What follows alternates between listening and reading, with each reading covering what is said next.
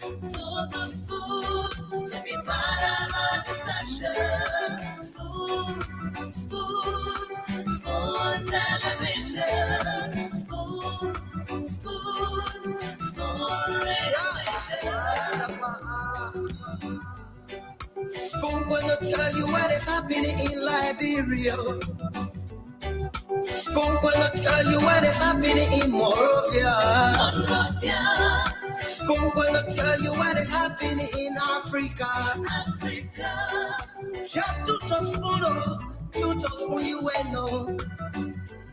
If the children crying for starvation, just to spoon. You want to get a news update, my brother, to spoon.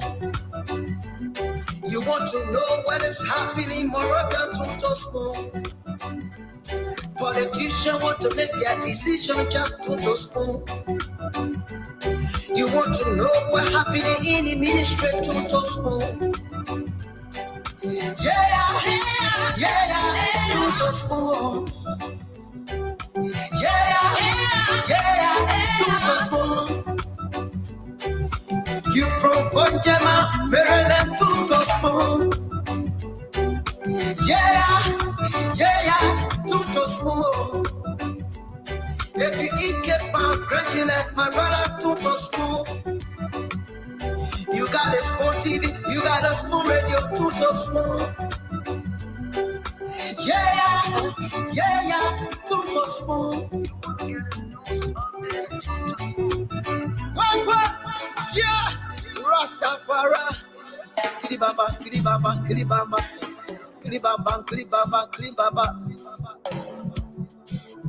What I want? Yes, I do bad today. Spoon TV. Yes, I do bad today. Spoon TV. Spoon.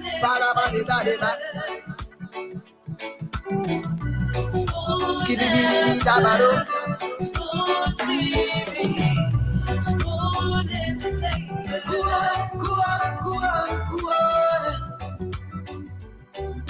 Bese kua, go to there. Kua, go to there. On the spoon.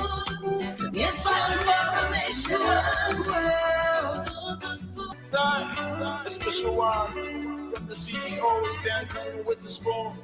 And your boy, Friday the South Man. Charges on the beat. On the spoon to get your information. On the spoon to be part of our discussion. Spoon television. Spoon legislation. Spoon gonna tell you what is happening in Liberia. Spoon gonna tell you what is happening in Monrovia. Spoon gonna tell you what is happening in Africa. Just to spoon you will know. If the children crying for starvation, just to spoon. You want to get a news update, my brother, to spoon. You want to know what is happening, Moravia, to spoon. Politicians want to make their decision, just to spoon. You want to know what happening in the ministry, to spoon. Yeah, to spoon. Yeah, to spoon. You from Vonjama, Maryland, to spoon. Yeah, to spoon. If you eat kepa, gradually, my brother, to spoon. You got a spoon TV, you got a spoon radio, to spoon. Yeah, to spoon. Okay, folks, while I wait to welcome you to another edition of the program Spoon Talk. We're here tonight live on Spoon 107.5 FM, Fabric 101.1 FM, Super 95.5 FM. The Spoon Talk is live on www.spoonfmradio.com. We're live online, Spoon TV Live, Fabric TV Live, Super TV Live as well, and on other platforms, YouTube at Spoon Talk Live. So we'd like to say welcome to the program. My name is Nelson Kolev. This is where you get authentic information about Liberia. If you need to know everything happening in the country, you want to engage with the newsmakers in Liberia, you want to hear them talk, let out the information by themselves, you come to Spoon Talk, you get just that. So welcome. My name is Nelson Kolev. And James Goodeflomo is in the back end. He's going to be joining us. Dr. Francine Richardson is going to be joining us as well, as we get set to bring you another edition in Africa of the biggest show on radio and online in Liberia, across the world at this time. So get glued to your radio. Encourage someone to listen with you. Catch us up online, Spoon Talk, on Spoon TV. And let's get the program Spoon Talk coming. And tonight promises to be a great one. And you want to know there's never a dull moment on Spoon Talk. So tonight promises to be another great one.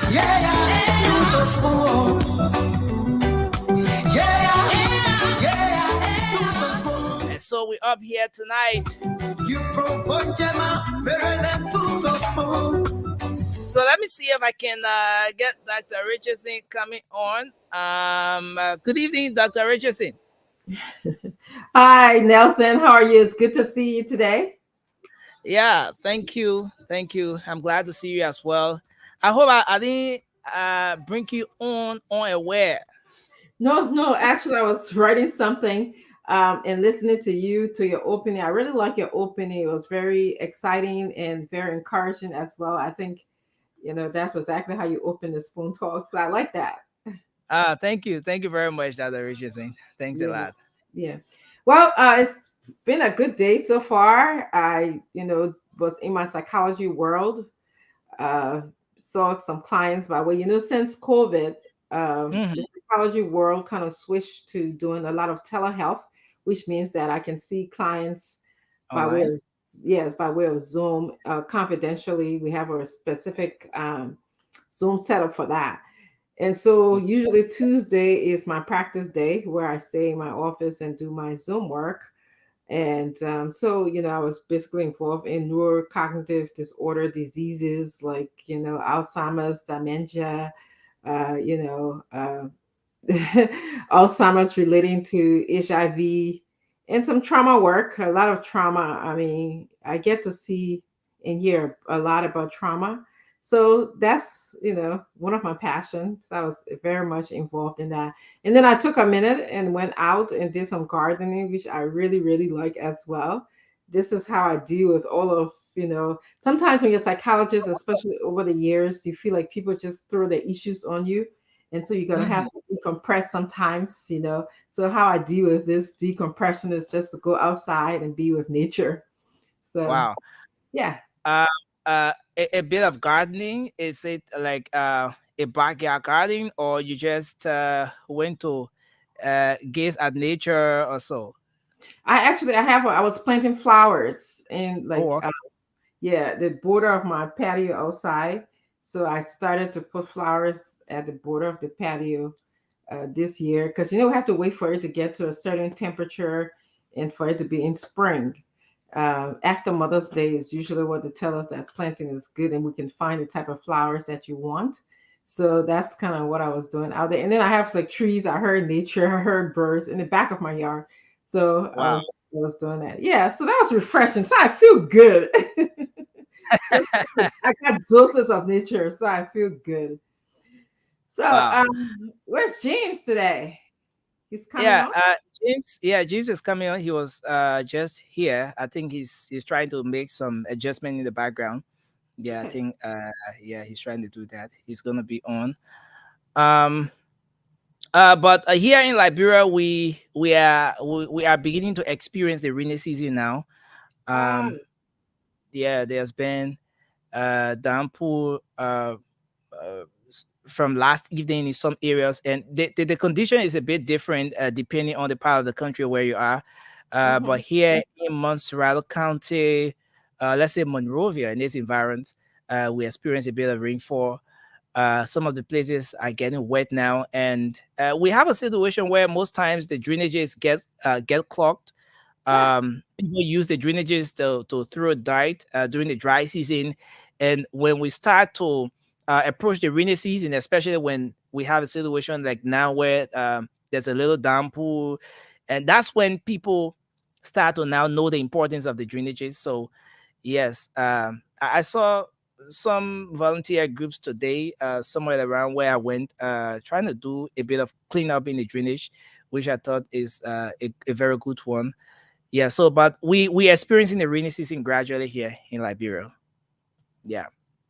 Yeah, I'm glad that you're raising an alarm and bringing awareness to, people blocking the drainage system, because that can have some residual effects, like, like overflow in the Mm. traffic, the roads and stuff like that. And also like mosquitoes can, Yeah. get really Yeah. settle in water that are just, not moving, that are just static.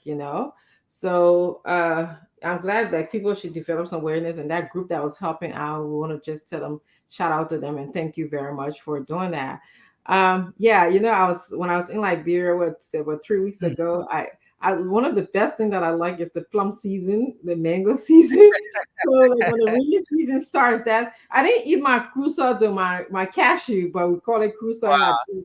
Yeah. That I miss that, and I would definitely that a reason, if I have to travel to Liberia next, It'll be I think for that. April, May, I will travel just for crucial business. Yeah. Yeah. So what else going on in the news? Yeah. So a lot of things happening in the country right now. So many happenings. Let me just go back. Okay. So the Liberia's agriculture minister, Jenny Cooper, uh, point today she pointed out to some of the contributing factors. Now, a lot of time people are concerned about agricultural activities in the country, especially when Liberia will have to depend heavily on imported rice for for survival, and especially rice being our staple food as a country.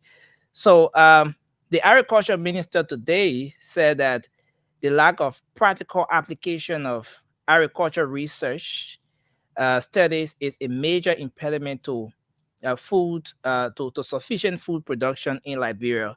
So according to her, there are lots of other partners who come to the country.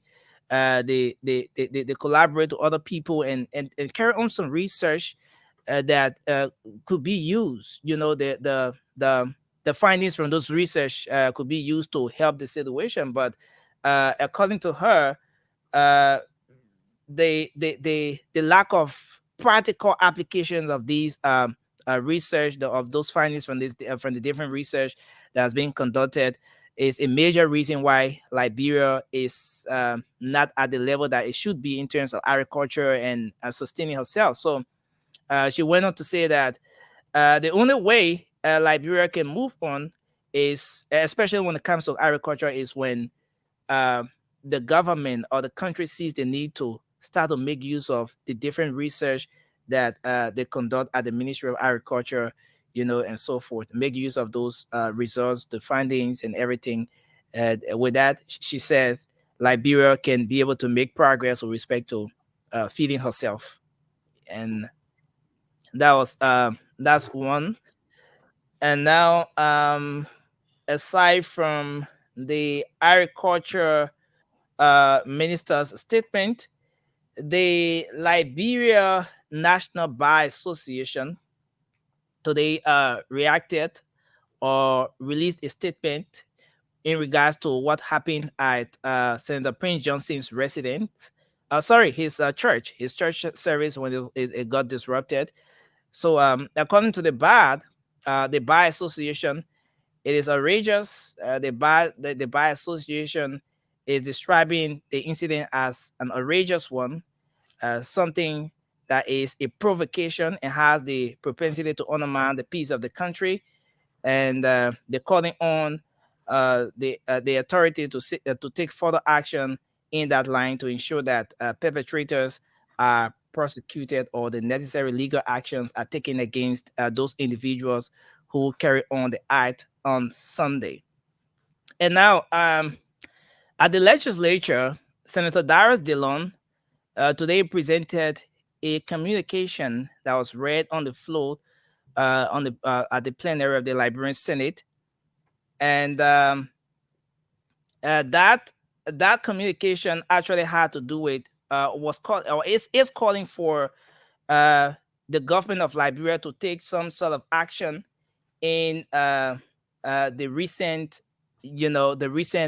drug case in the country, and he's calling for the government or the legislature to invite the justice minister, the head of the Liberia Drugs Enforcement Agency, and some key ministries and agencies concerned with what happened for questioning, so that necessary legislative actions will be taken where necessary, so as to ensure that the necessary the rightful things are done. Because according to him, the recent verdict at criminal court C in that 100 million drug case in the country is a slap in the face of the fight against drugs in the country.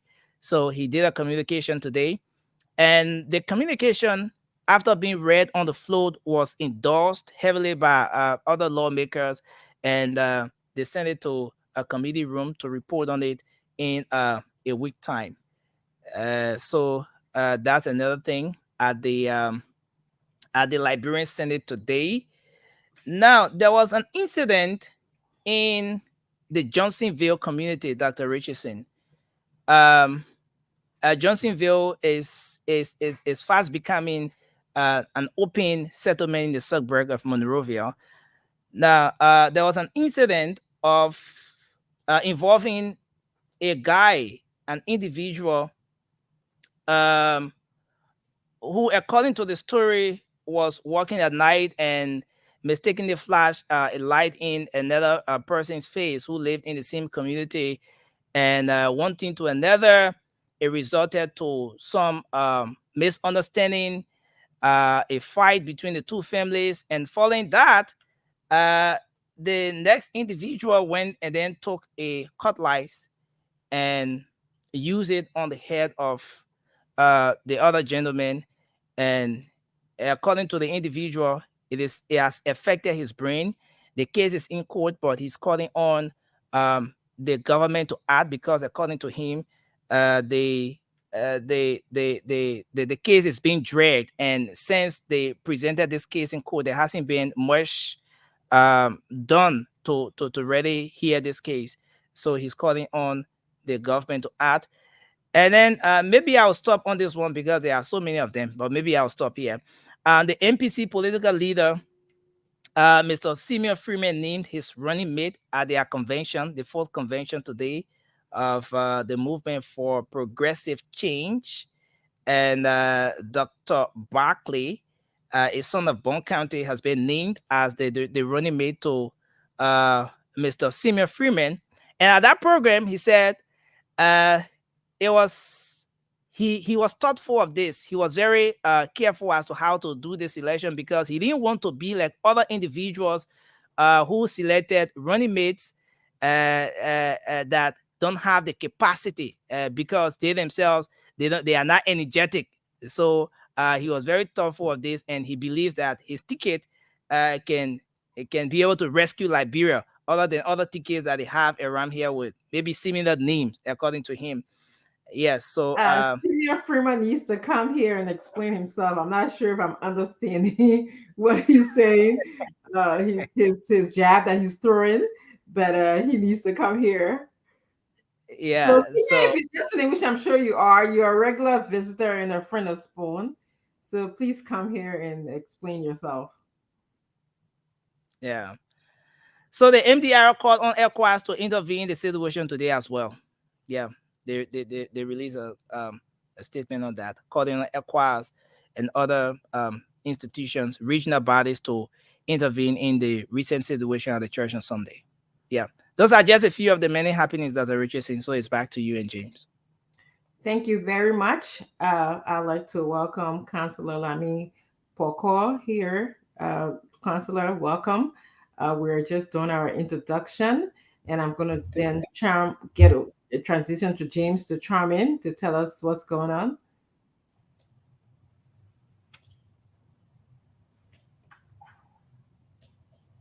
You can't hear me, James? I think James is muted. Oh, maybe is he Yeah, talking? Are you yeah, I talking think with so. somebody else, James?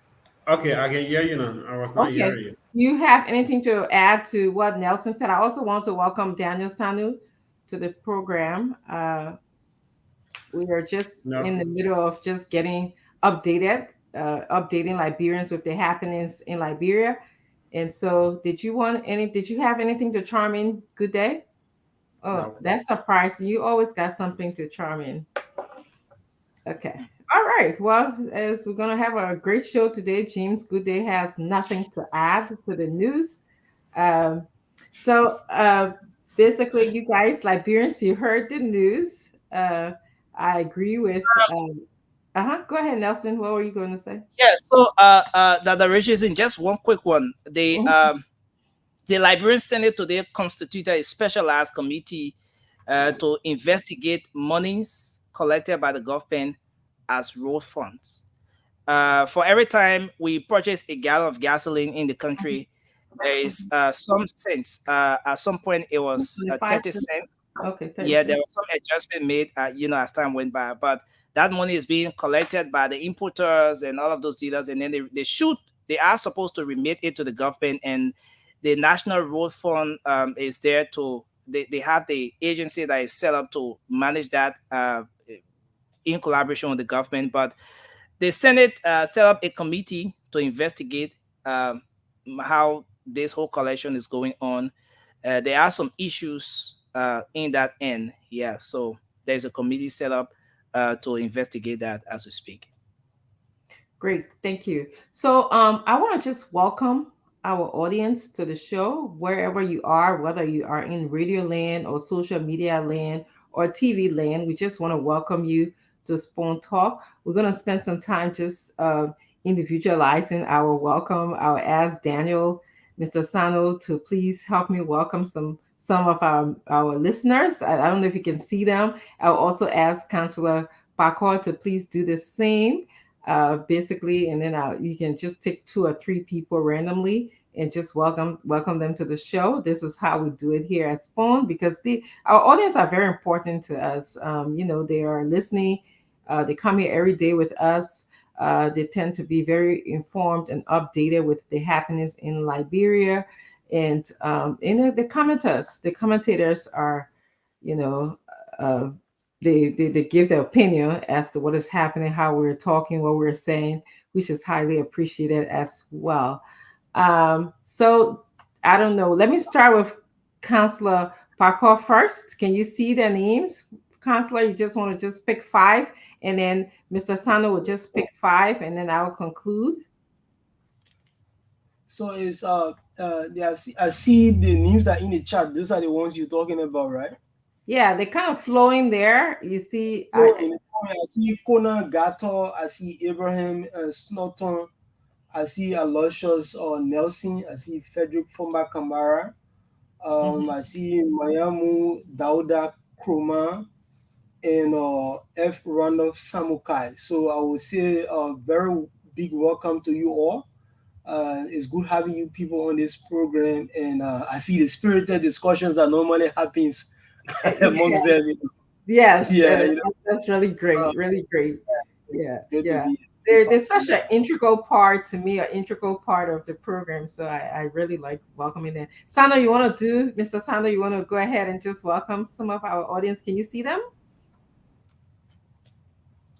You muted.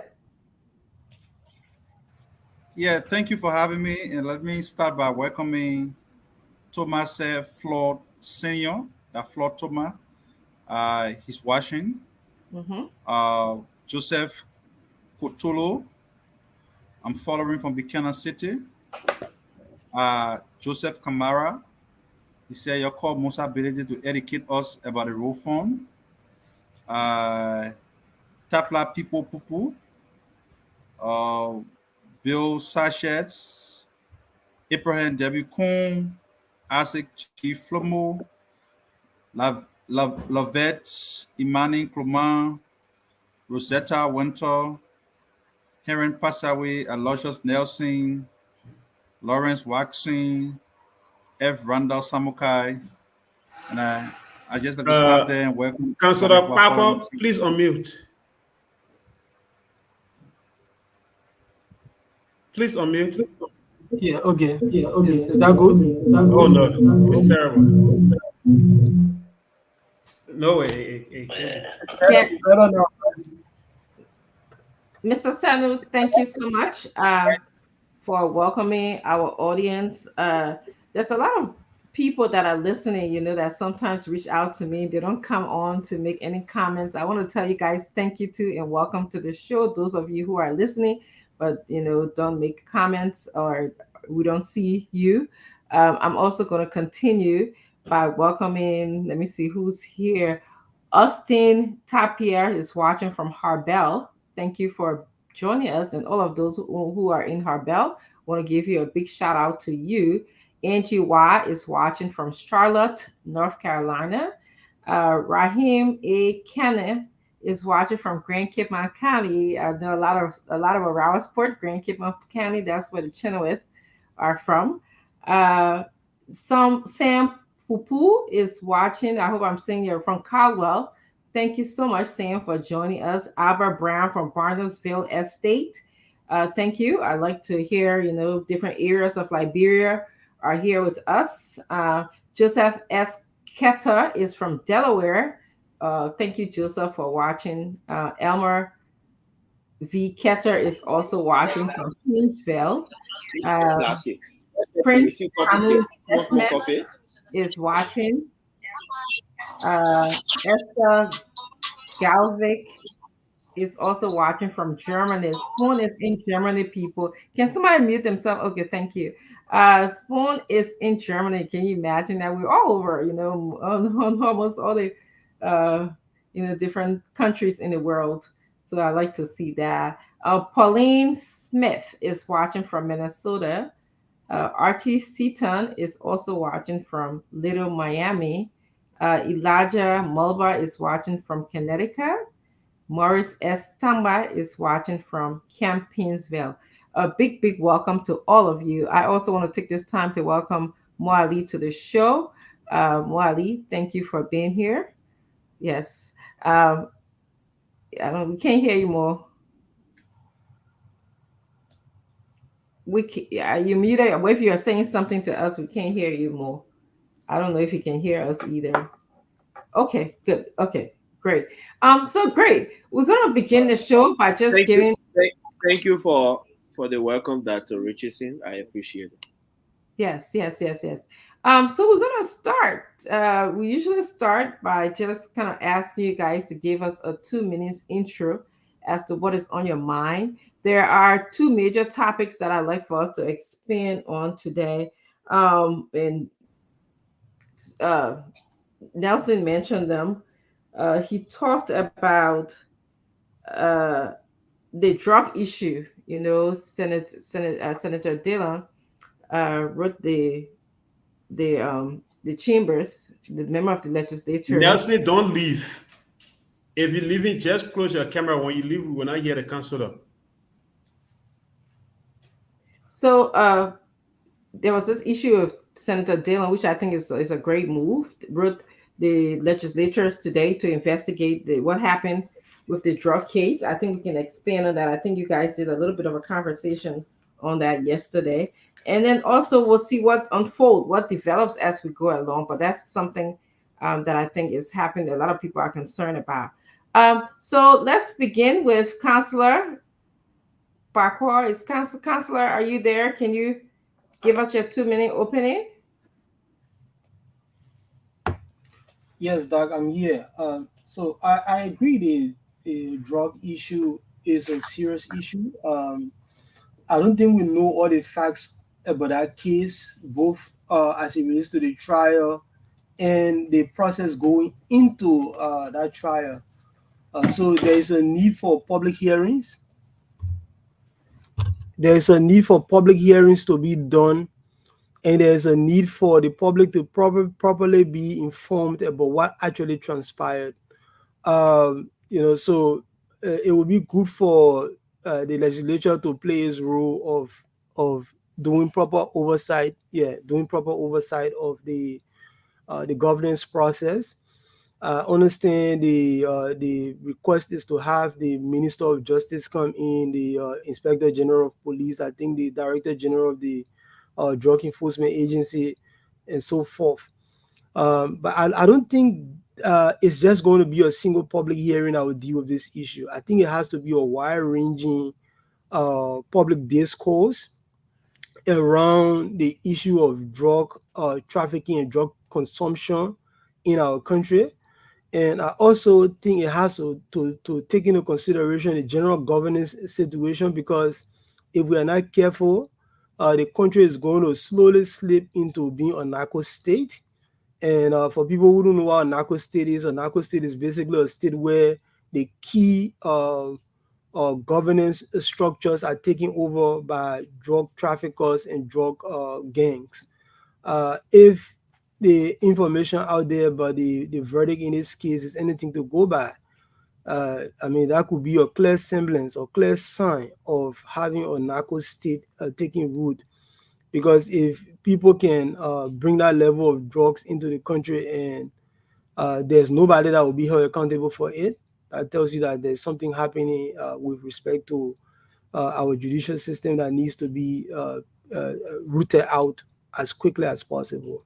So I will stop there and let the other panelists take over the issue. Thank you very much. That's your 2 minutes. And of course, the 2 minutes opening can be anything that is also on your mind. But we're on a topic of, the acquittal of the 100 million drug charges that were levied upon, I think there were about four defendants, if I can say. Then they were defendants, and actually they were charged with money laundering, illegal possession and importation of controlled drugs, and criminal conspiracy. Those were the charges, and we learned that they were acquitted and they were let go. We know that they left the country already, and also we know that $200,000 were also asked to be returned to them. So there we are. Mwali, I'm sorry, Mr. Sano, your thoughts, because you came in second. I want to actually, before you begin speaking, let me welcome Stanton to the show.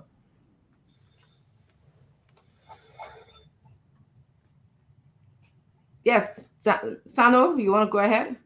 Yes. So we're going to come to the 100 million drug bust and the case that was subsequently given over by the government of Liberia. But to begin with, I'd like to stress a communication that was written by, because Nelson stressed it in the training issue, communication written by Senator Kanga Lawrence to the plenary of the Senate, basically laying out the deplorable road condition in the southeastern region of the country, and the dilly-dally associated with the road funds and its expenditure, and the refusal of importers to pay it arrears owed the government of Liberia in taxation. You know, the southeastern region of the country has become one of the most abandoned places on earth. Now, the other day, it was reported on the radio that the speaker of the Liberian legislature who hails from Maryland County.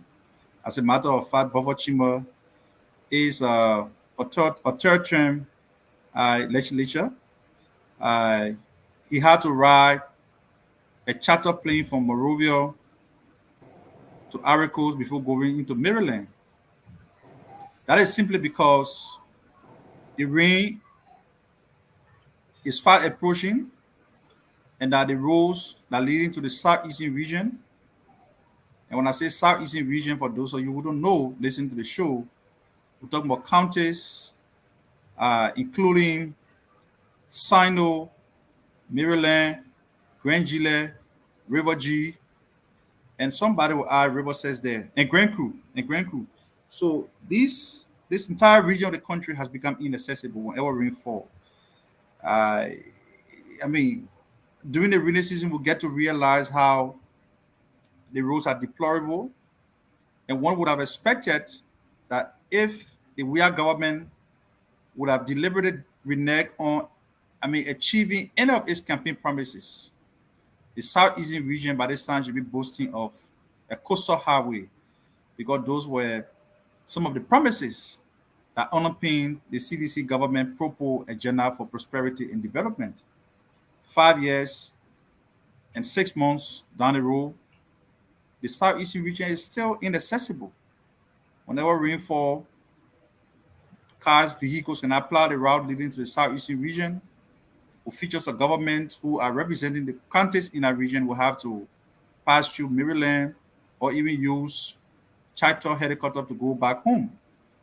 And so she wrote a communication basically drawing the attention of plenary to the deplorable road condition in the southeastern region, and how asking the plenary to cite the Ministry of Finance and the National Road Fund Authority to account on some 25 million that have been generated in terms of revenue from the road fund, because like Colette indicated, anybody who buy a gallon of gas in this country contributes to the road fund.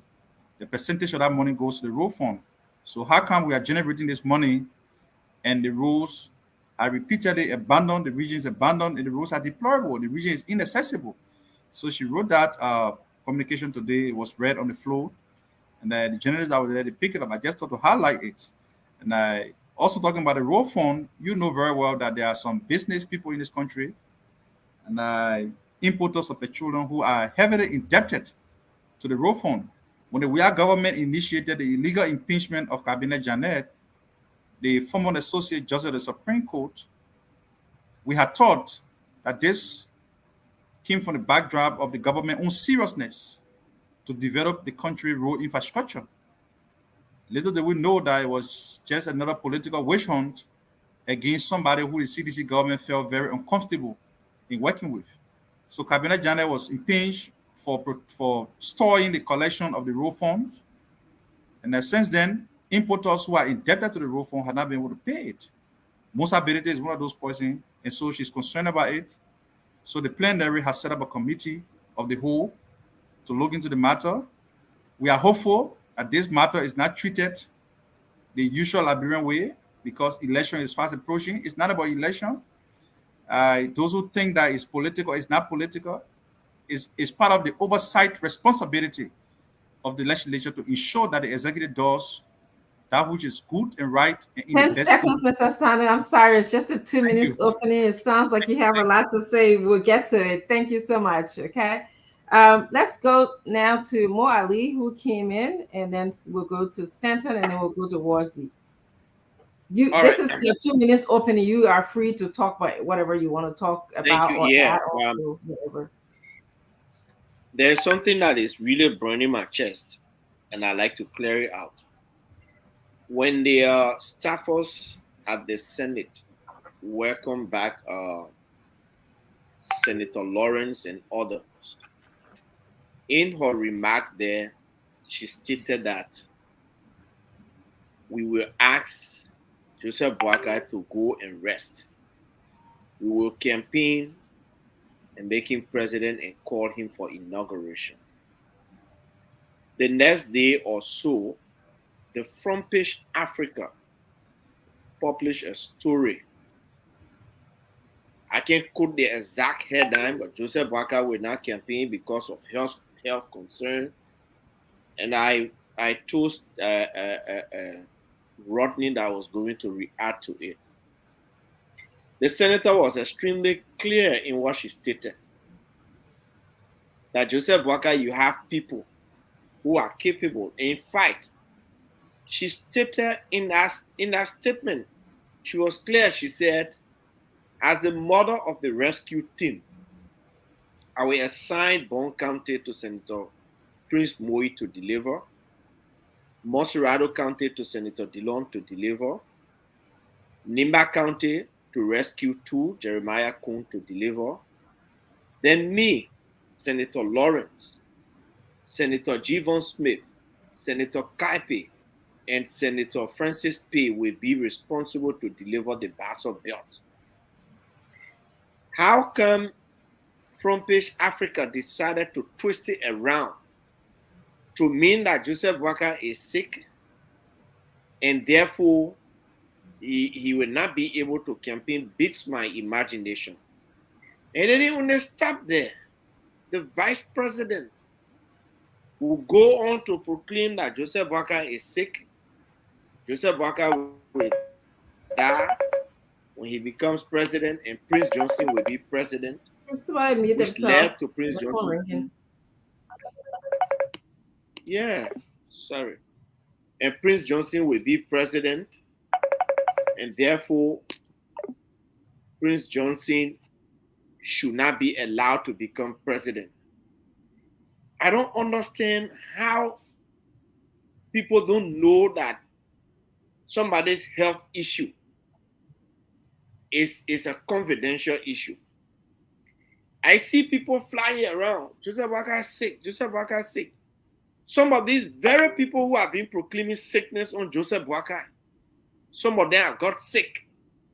Very sick to the extent that they could not even get up from their bed. Joseph Boakai is still moving around very strong. Now, when you think that the old man is sick and you are so worried about him being sick and in the campaign or in the elections, come on, Vice President Taylor, come on, Rodney. You are going to campaign. Tell the Liberian people he's sick. He can't make it. Let's see if Joseph Boakai will be bedridden during the campaign. Let's see if Joseph Boakai will now go to every corner of this country to campaign. 30 seconds more. You know, for everybody to, for these people who are in government to be wishing that their only campaign thing is Joseph Boakai is sick, it tells me that they have absolutely nothing, no achievement to campaign on. And so they sit down there, they put people on prayer burn, on fast and prayer burn to pray that Joseph Boakai will die before October.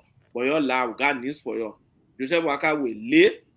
He will become president, and he will lead Liberia for the next 6 years. So your prayer there, you're doing, it will only make him stronger. Thank you.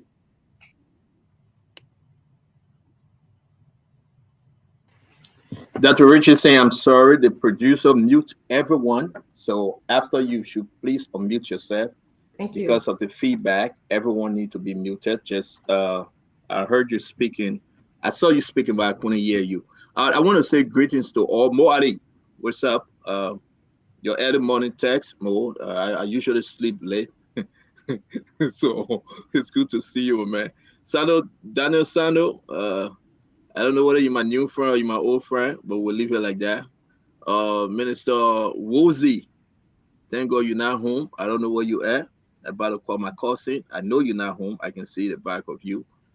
Councilor Bako. Councilor, I want to say thank you, man. Every night you're making it your duty to be in studio.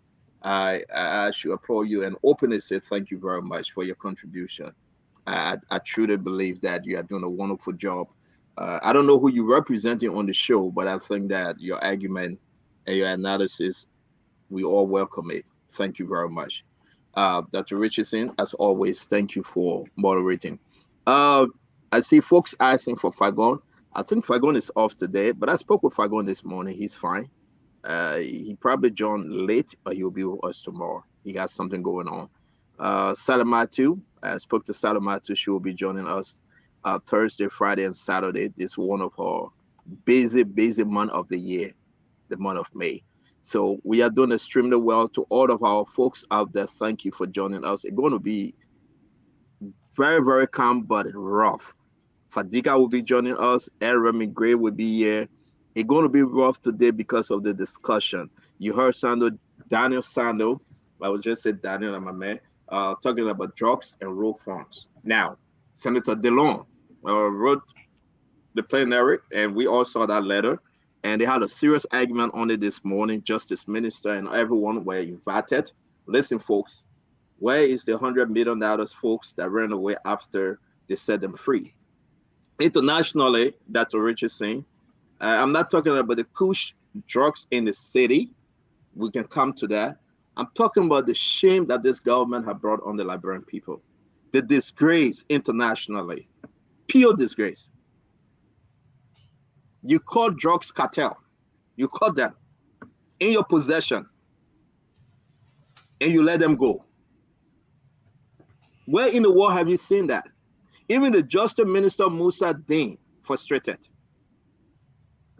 In good faith, Musa Dean, this is one of his worst embarrassment.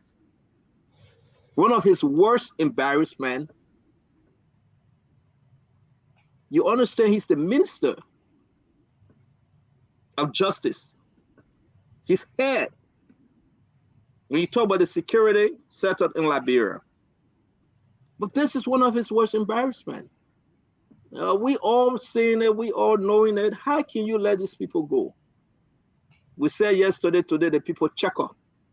Not immediately they got released. It's like it was planned. Release them, you run all of the country, case closed.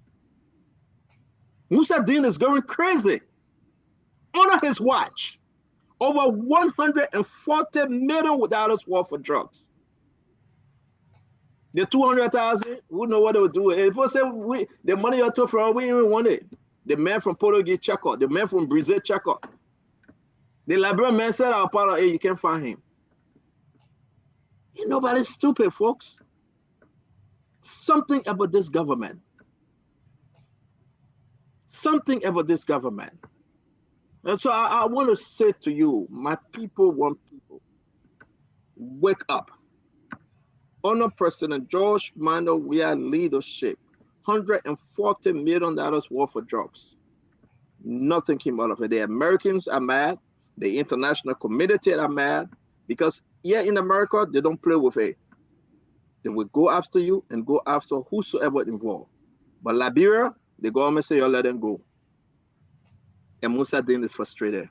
Musa Dean is completely, he say he's so frustrated that he just don't know what to do. But hey, Toto want to bag no hand.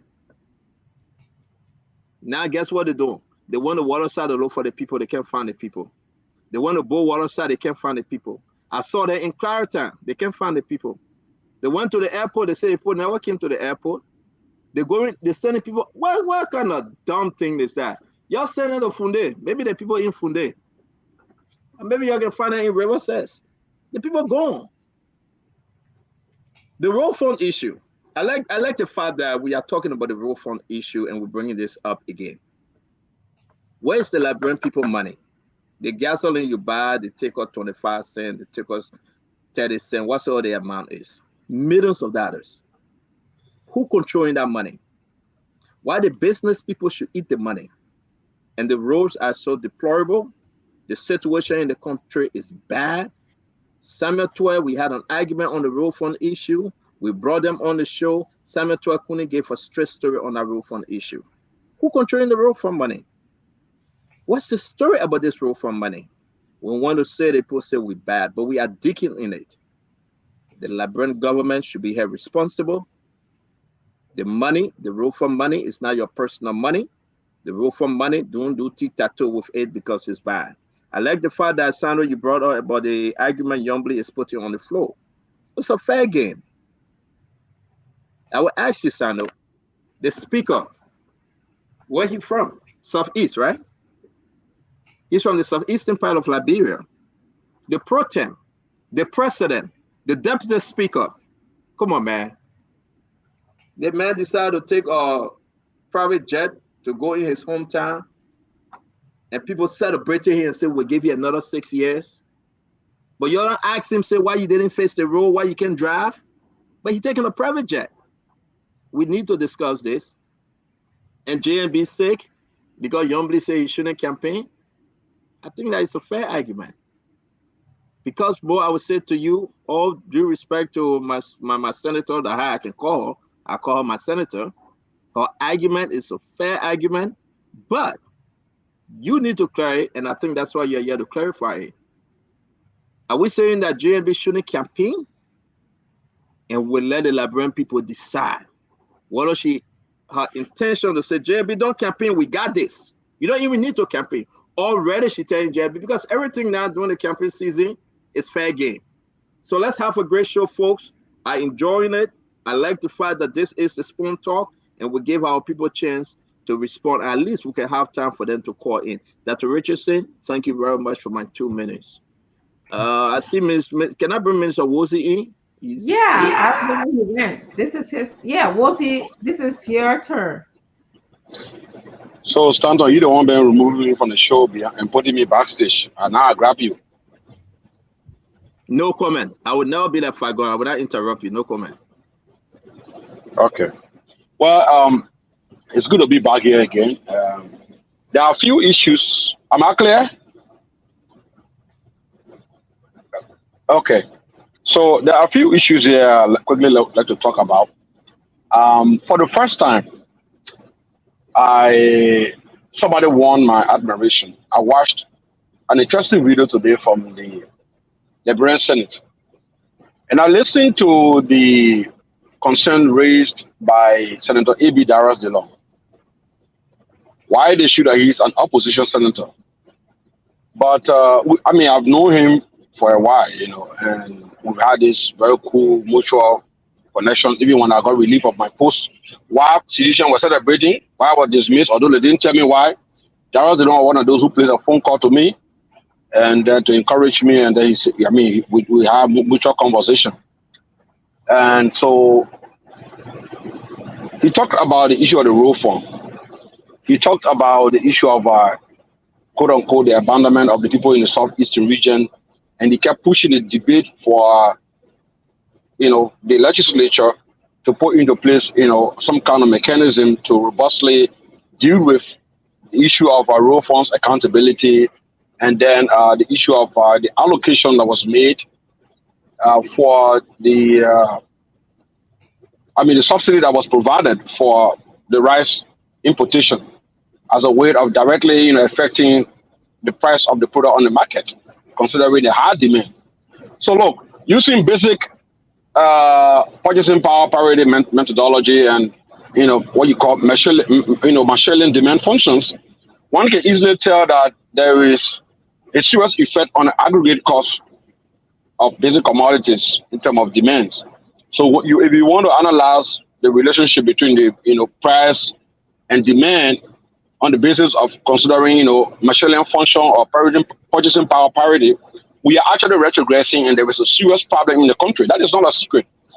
So those two things that DeLong raised today are key issues that we continue to play, game with, or what we're doing. I don't really understand. And it gets some of us embarrassed, and we don't even know how to start it. Why will the southeastern region of the country still be in such a deplorable condition where there is high technical deficit, infrastructure deficit?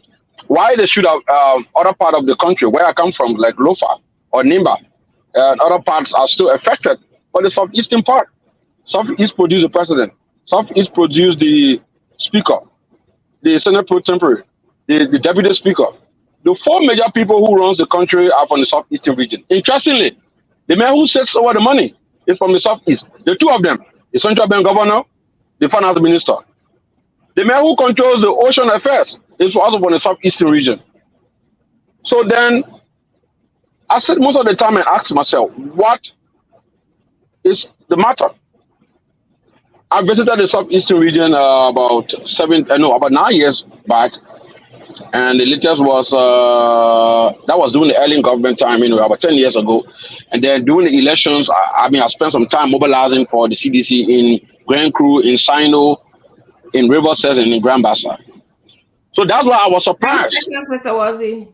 Yeah, quickly. That was I was surprised when Senator Pay pledged his support to the Liberty Party, to the Unity Party candidate, because Senator Pay was one of those during the elections who vowed to support the CDC.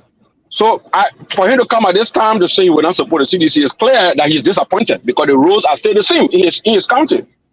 So as we go along, I would like to deep deeper into the issue in the legislature concerning the road funds, and then the concern raised by Senator Dillon with the rice subsidy and some other national issues of concern. And the issue about Joseph Baga being sick or the other president being healthy. So I will also like to provide my independent perspective on some of those issues. Great. So it sounds to me there is a consensus that we should discuss the road fund first, and then we'll go to other matters, including the drug issue that was put on the floor by Senator Dillon to have the justice ministers and others come on the floor to tell us exactly what went wrong with the case. But before we go to the discussion about the road fund, I want you guys to realize that I'm reading an article here that was put in Front Page Africa that said that the Ministry of Finance Development Planning came under criticism for diverting nearly 25 million from the National Road Fund account for the payment of civil servant salary. So I think there was a question there. A few of us have asked what happened to the road fund. So we saw, according to Samuel Twer, he paid 25 million for civil servant salary. Okay. And then we saw that there was an argument that he violated chapters of the Act, the Road Fund Act, which said that that money should only be used for road. So I want to get your take on, should we be diverting this form, or where does the responsibility lie in terms of the usage of this money? I agree with some of you that it should be used for roads. Sandro painted a beautiful picture about the roads in the Southeast region. So I'm going to go again and start with you, Councillor Lamy Parkour. What are your thoughts on this road fund saga? So the government usually tells us that they get budget surpluses at the end of pretty much every year. I think over the past few years they've been getting budget surpluses. So by just basic elementary logic, if they've been having budget surpluses, it means that they should not be in arrears to civil servants. They should not be in arrears to anything for that matter. But the fact that they are in arrears and they have to go and take money from somewhere that they shouldn't take money from, like they did a few years ago with donor funding and stuff like that to cover some of the sinkholes that they dug, it tells you that there's a huge degree of dishonesty in government. And this level of dishonesty that characterizes the running of government is what we really got to respond to in this country. The problem is not basically replacing one group of people with another group of people. The problem is bringing sanity to the way our governance system is run, ensuring that honesty is brought back to that. I mean, these people have been in the legislature for years, to be calling on people to do something now, almost 6 years into the tenure, at a point where the process is ending, calling on people. I mean, it's not the same people, calling on people to do stuff and respond to things that they ought to have been doing years in advance. I mean, these people tell you that they made surplus money and you can see it. Are they sharing the surplus money amongst themselves? I think that's a more important question to answer than asking what they're doing with the road fund money. Because if you, we run basically a cash-based economy here. The government, they say that they will raise X amount of money, and they've been raising the budget. I think the last budget was over 740 million or something like that. And they said they raised 100% or probably more than 100% of what they sought to raise, and at the end of the day, they were able to save money. But yet and still, they are in arrears to civil servants. I think the last time I checked was like 4 months or something like that. there is a level of dishonesty that is happening in the way the state is being run. People have to be held accountable for that level of dishonesty. We have to start hailing people who are part of the same system that is now working properly. And that's the reason why we need to change some of these things and change the way governance is run. You know, so that means I don't buy the argument that we should basically just look at how the roof fund is being spent. We got to look at the government as a whole. The issue of corruption that is happening across the board in this government, the way even our legislators allocate monies for themselves because they want to go out and campaign and basically bribe the citizenry to vote for them and the people who they support. These are all things that have to be changed. We cannot continue running the system the same way it's been run since democracy was restored into the country in 2005. You know, bribery and cronyism and all those things. We can continue encouraging those things and expect that if we change one group of corrupt people with another group of corrupt people, the situation is going to change. It's definitely not going to change. We have to rethink the way we do our governance in this country. Great point, Councillor Pakor. So how do we do that? How do we rethink? How do we change the people that are making these decisions? But you don't have to answer that. It's just I'm just speaking out loud. So we're going to go out to Mr. Sano. Your thoughts on that as we go through the order? I think when you talk about they don't authorize usage, or I would say unilateral usage of the road fund by Samuel Twe, and which was embarrassingly covered up by the legislature, because you know that after Samuel Twe came under pressure for violating the Road Fund Act, the very legislature in question here published a resolution and said they authorized Samuel Twe to use the money. That, in my mind, was an indication of the severe level of defect and dysfunctionality within the system of governance. Now, the founders of this republic built our democracy on three pillars. You have three branches of government that's supposed to work in three distinct manners or coordinate.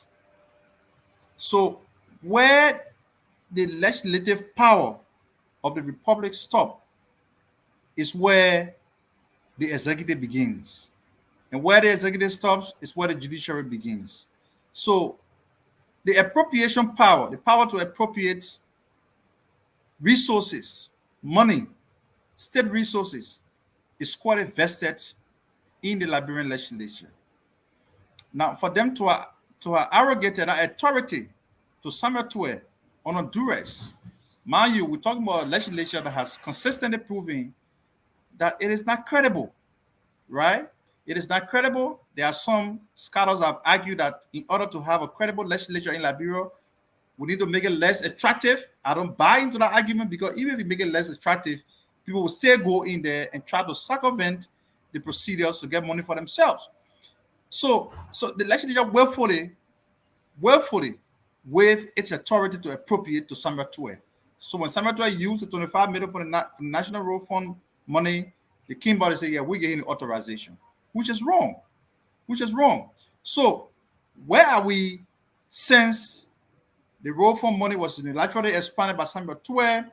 Where are we since Cabinet Janet was impeached illegally for obstructing the collection of the revenue in road fund from the importers? Because that was the basis upon which Cabinet Janet was impeached. When you listen to Akara's grade, they said this man was standing in the way of the collection of the money from Misappropriation and other importers of petroleum because they are a kingsman. They made all kind of frivolous argument, which I don't believe. But one would have imagined that the CDC government really meant business. But then the reality points to the fact that they didn't really mean business. It was just another witch hunt. So we come back to the point where they cannot account for money that is being collected in the road fund. Because if the money, if you can account for it, and the immediate past boss of the road fund almost fell in problem with the CDC government. I mean, he was prematurely replaced by the government. They now have a new policy at the National Road Fund. So all of these things bring joy into question the government commitment to uphold the rule of law. Now, at this point, we have to understand that democracy and the rule of law are partners in progress. If you don't respect the rule of law, democracy cannot flourish. So therefore, you're going to have corruption being permeated.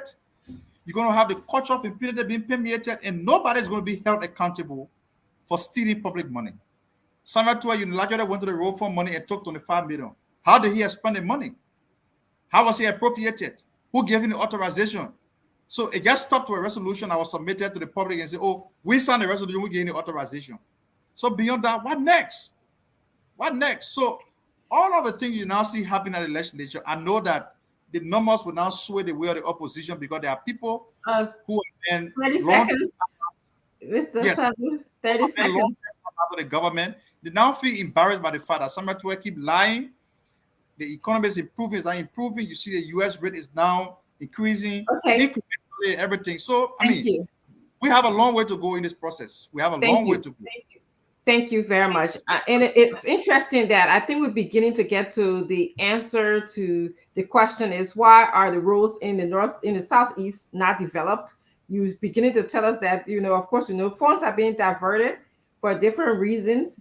And interestingly, I believe that it was on this show as well that Samuel Tua said that he had the support of the international partners. I think there was a letter I saw written where he had the icon or the signatories or the letterhead of the different international partners at the bottom. Does it matter, if international partners are supporting us diverting our roads fund? Does it matter, or should we be looking out for ourselves? So I'm actually going to go to you, Mo Ali, and I'm just asking rhetorical questions. Please feel free to use your 2 minutes. Okay, that's my turn. Oh, is it? I'm sorry. I told you, Mo Ali. Mo, you come before me, right? Yeah. Mo Ali came before you. Yeah, before you. Mo Ali, then you, and then yeah, I didn't know Mo Ali that your new friend. Go ahead. Mo Ali, please speak. Yeah.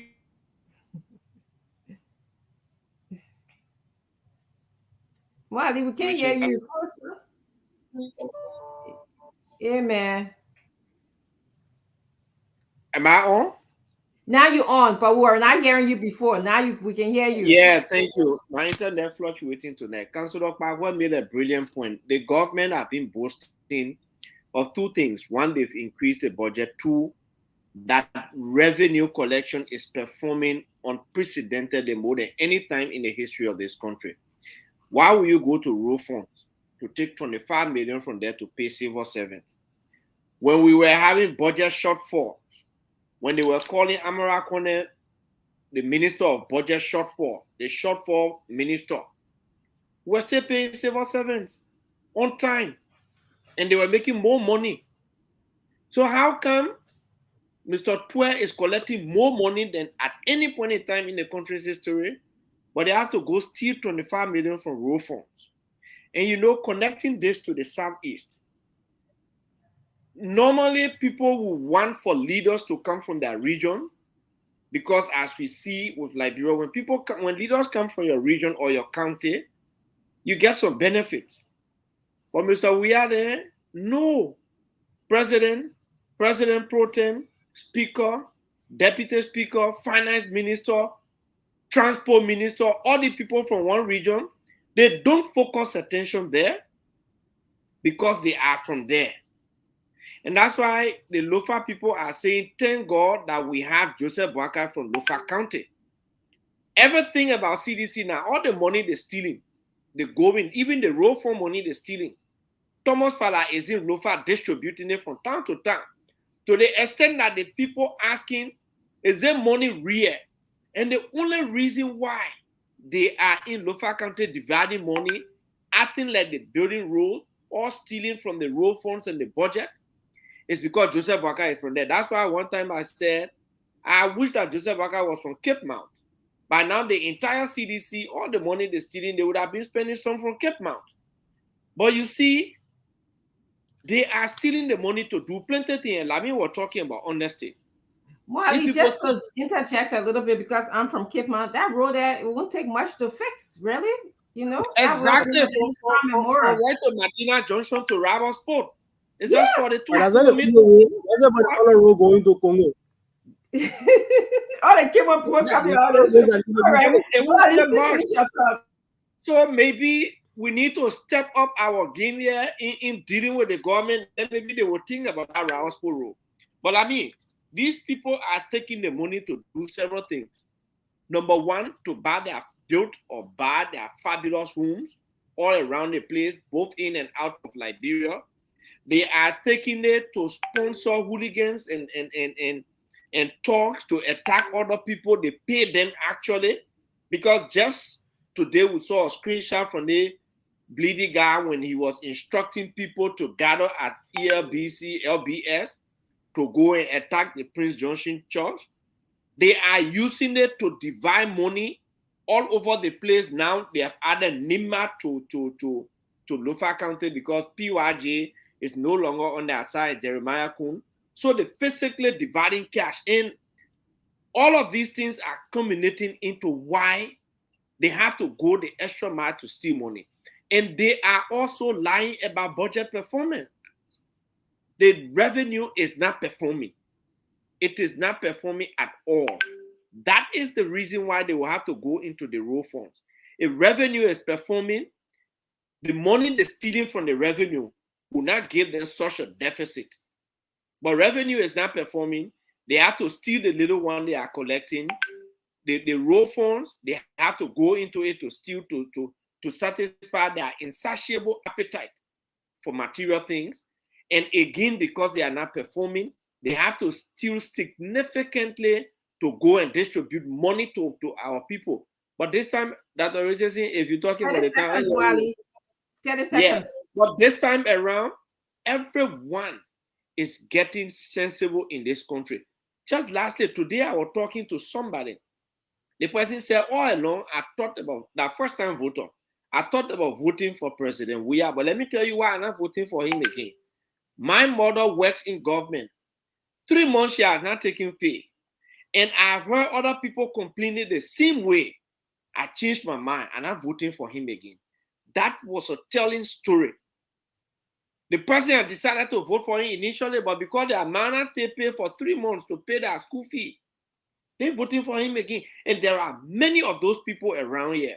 So if budget performing, you should pay civil service. You don't need to steal money from the road funds. Use the road fund money to build the road. Build the road to your home, President Weah. Thank you. Thank you. Just before we go to CEO, and the people are calling you to put the show on fire, yeah, CEO. I just got some information that Boniface Satu, his tenure at the National Road Fund expires this month.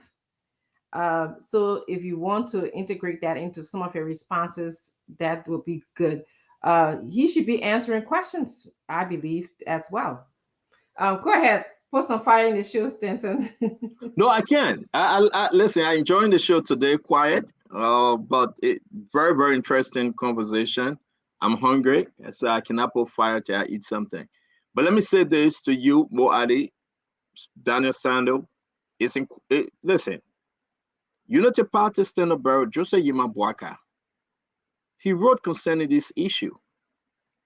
August 19, 2022. Ambassador Joseph Yima Boaka, Senior, Standard Bearer of the United Party on national issue affecting Liberia. He did. He wrote. I'm not saying this because, I have a soft spot of Joseph Yima Boaka. Kwame also wrote on this issue, to be fair. The only person I have not spoken, you guys know, he would never speak on these things. Dr. George Manawea. He will not speak on these things. Joseph Yima Boaka said, and I'm going to read a portion of what he wrote. With no credible result, including the following: missing 16 billion Liberian dollars. All Liberians know about this. The missing 16 billion Liberian dollars. The government said we're investigating. Cemetery, Vla. President George Manawea, That's a story. 20 million US dollars suspicion mopping exercise.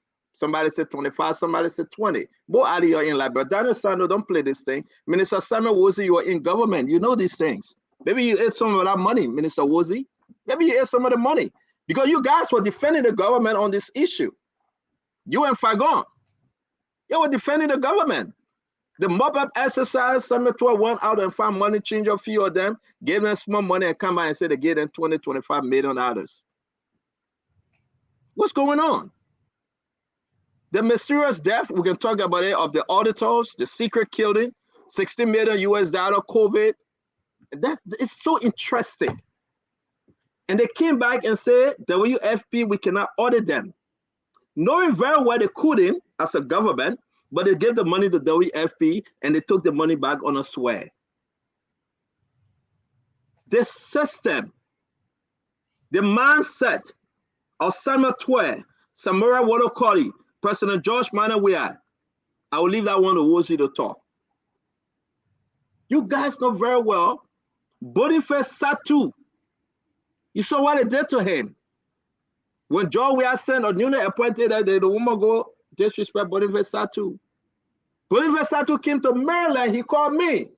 I said, Boniface, I want to talk to you. The man said that to her. I said, no. A few months back. The only thing, Toto want to back, no hand. Those people want to speak. Some of them cared about Liberia. But when your hand's in the lion mouth, you be careful how you take it out. The work of Samuel Twe, the work of Samara Wodokori, the work of the president, you cannot break through because you know why? Through crap, coffee, drink water. The $24 million US dollar roll fund money. 24 million. You right, Daniel. They went to the lawmakers. Guess what they do? They put a resolution authorizing Samuel Twe, say, yeah, we gave you authority. That was a lie. That was a blinking lie. Samuel Twe back were pushed against the wall. So what they do? I mean, you got to save me. Buffer Chima, you got to save me. He went to the speaker. What's his name? He brought in Representative Kofa, Deputy Speaker. Buffer Chima, and what's the other guy name, man? Che, Albert Che, the pro tem. He brought in, he forced them. He tied their hands. I attacked Delon on this thing. I attacked Yombly on this thing show because they strengthened Samuel Twe to lie. And certainly he did. He sent that report to me. He sent that report to other folks at the time of Spoon. He said, you'll see, we're free. He went back to the partners. And the partners said, yes, we told Samuel Twe to do it. What happened the next day, Moadi? The American government, through the embassy, said no. The American government said no. We have the document here. The American government said no. Because Samuel Twe in a position to steal, so you wash my back, I wash your back. So you're right.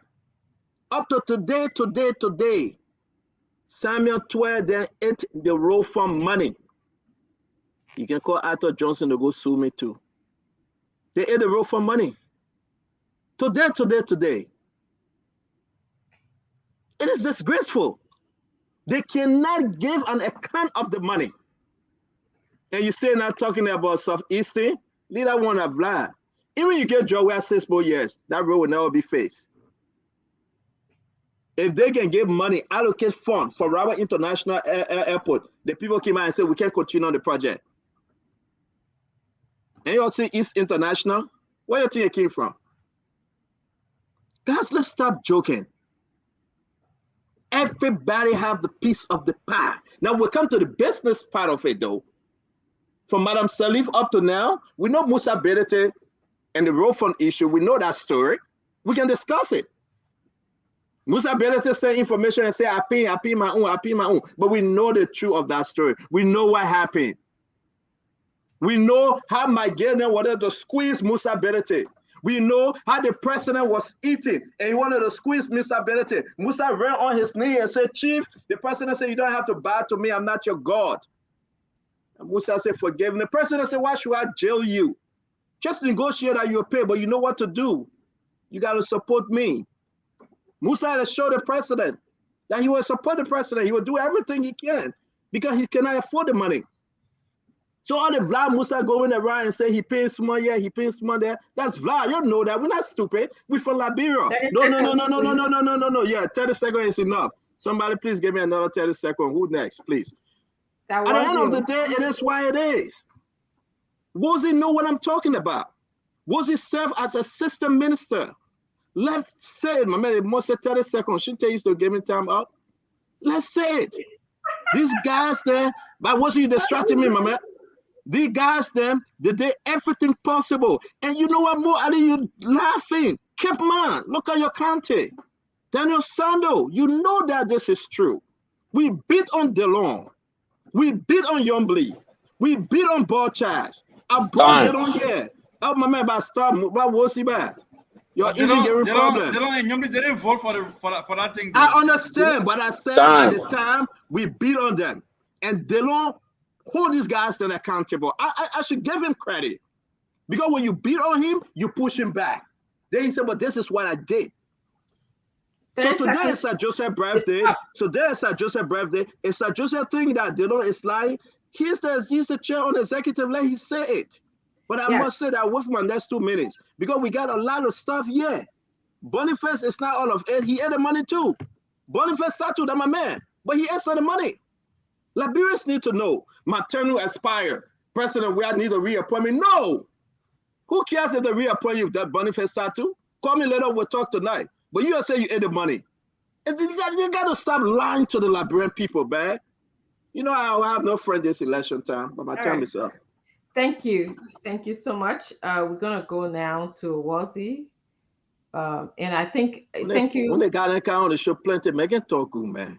Mr. Sando, thank you for, bringing up the fact that there are certain legislators that have been bringing the attention to the Liberian people that didn't sign up for, exonerating TWE, during this rural fund issue. So I think Liberians need to know that there are certain people that are working for them. It's not the entire legislature, that needs to go. Yes. The ones who are not working I just want to add, before you go ahead, I want to add that resolution that got Samuel TWE off the hook surfaced from the lower house. Thomas Fowler led the campaign and lawmakers were being called in the bathroom. They were signing in the bathroom. And then when they submitted to the Senate, yes. And then when they sent it to the Senate, even Senator Lawrence was out of the country. It surfaced on the floor unbeknownst to majority of the senators. That majority of them have signed and the rest of the. But you give them extra time. You give her extra time, though. Okay, Samuel Wasi, please go ahead. Your turn, please. Yeah, thank you. I'm so happy that one of the viewers has turned on the profile in there to add some more heat to the show. Then he used me if I got a chariots to execute that. All right, but it's actually sad on a serious note.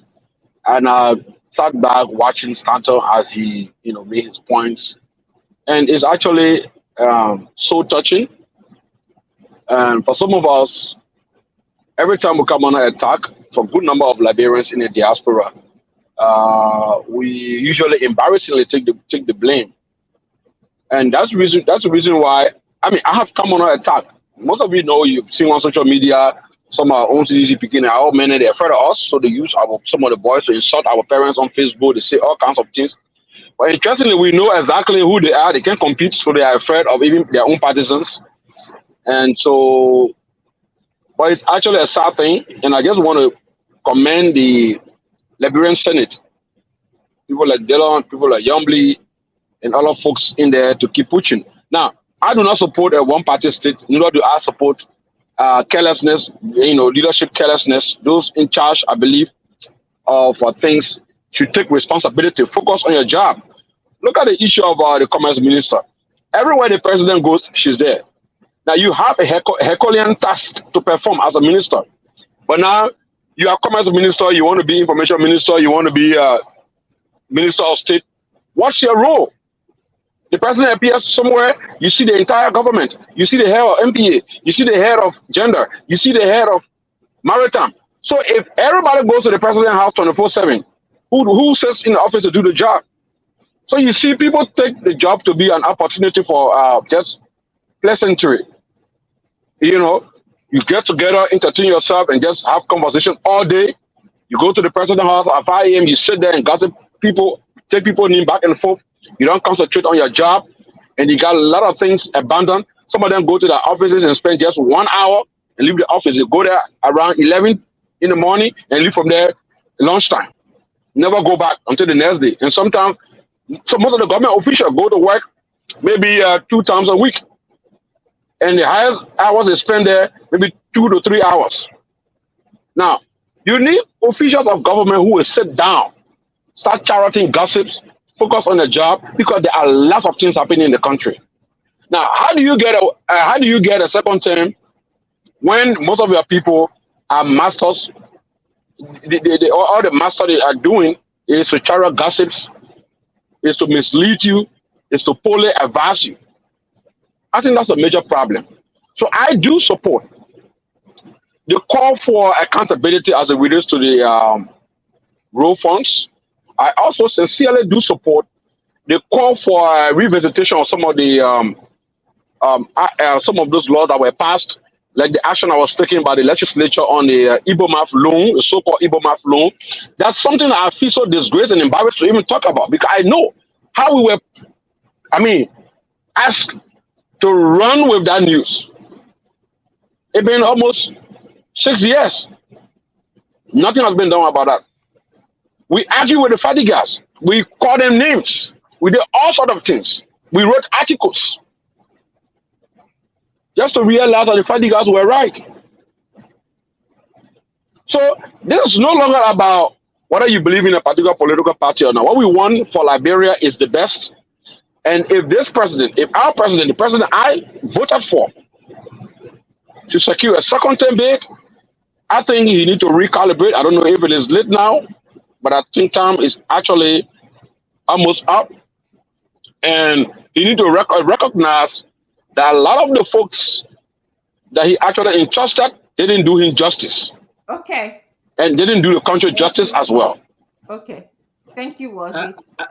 Can I ask Wozi? I want to ask Wozi a question. It's important for Liberians to know tonight. If I go serve as deputy minister, seriously, doing this whole road fund and this whole thing about stealing money from the government, Wozi, then you serve as assistant minister. What was your role? What did you do when Boniface, when you have Simon Twe? I'm not attacking you. I'm asking you a sincere question. Please consider it. When you had Samura Wolokodi, the president, the Musa ability, all of them putting their hands in the road fund money, eating it, building their homes, traveling, enjoying themselves, even up to today. What did you do as assistant minister? At the time you were supporting CDC, what was your advice? What was your role? Well, look, your style today, Mr. Wozi. Let me tell you something, Stanton. The good time we had in the CDC was when we were campaigning. The very day president we got elected and inaugurated after a few weeks. The day he entered the executive mansion, we were talking about appointing people. That's when we heard the new theme: real sedition, schemers, spas. That's where that was the very day they started labeling us like that. And so that has been it's been a culture ever since the CDC and up to now. Maybe if the CDC leaves power, then it will go back now to original seditions. But trust me, few things that we never had access to were proper information from the system. We were not even recognized. We were seen as strangers in the region, and we struggle. We would serve as mainland propaganda frontline generals to bring to power. We were disrespected. We're not giving support to even do our jobs. Everything you saw us doing, or you know that we did those things because of the love of our Liberia. And so they didn't stop there. They tried to suppress us as much as they could, but then they didn't succeed. They had to find a way to get us out of government. Let me tell you before I close. I asked Boniface one day. I went to the Ministry of Public Works, interestingly, And then I met him. I told him to give me to furnish our office with full detail of the road funds operation. He talk about how the road fund was part of the Ministry of Labor, Public Works, but technically working with the Ministry of Finance. And he tried explaining it. So I told him to document it and give us a full detail. Until I left government, Boniface was not able to give it to me. But I remember him meeting my former boss, Eugene Nambe, on many occasions, and they had conversations. So one time we invited him at the first briefing. He got there and he started behaving very basic because of what I asked him. But the reason why I asked him that time was to have a more understanding of the entire road funds operation, so that I couldn't just, so that our department couldn't just start to run with something with our basis. So it was like just some kind of other push thing. You couldn't go into it too deep. Every time you try to get involved with something. So are you convinced now, real quick? I know Dr. Richardson want to take us Minister, Dr. Richardson want to get rid of us. But are you convinced now that the government, your government... No, I can't hear you. I don't know what's going on. You can hear me? Guys, you can hear me? Yeah, I think the man trying not to answer the question. Because actually, is he convinced now that this government stole the Liberian people road fund money? That was my question to him with everything we know now. But go ahead, Dr. Richardson. So I want to agree with you, Stanton, that GNB, former Vice President GNB, has spoken on the road fund issue. I also know that Mr. Cummings has spoken about it, and I'm going to read an excerpt of what he said as well. And I also know that we have not heard from the main people who we need to be hearing from, Twitter, the president of Liberia, George Weah, and also Boniface Satu, who is in charge of the road fund.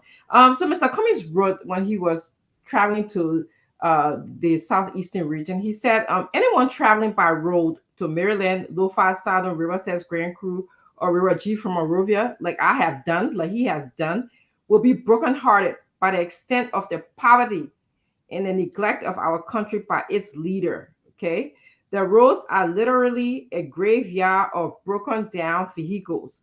Passengers are stranded for days on the road without food.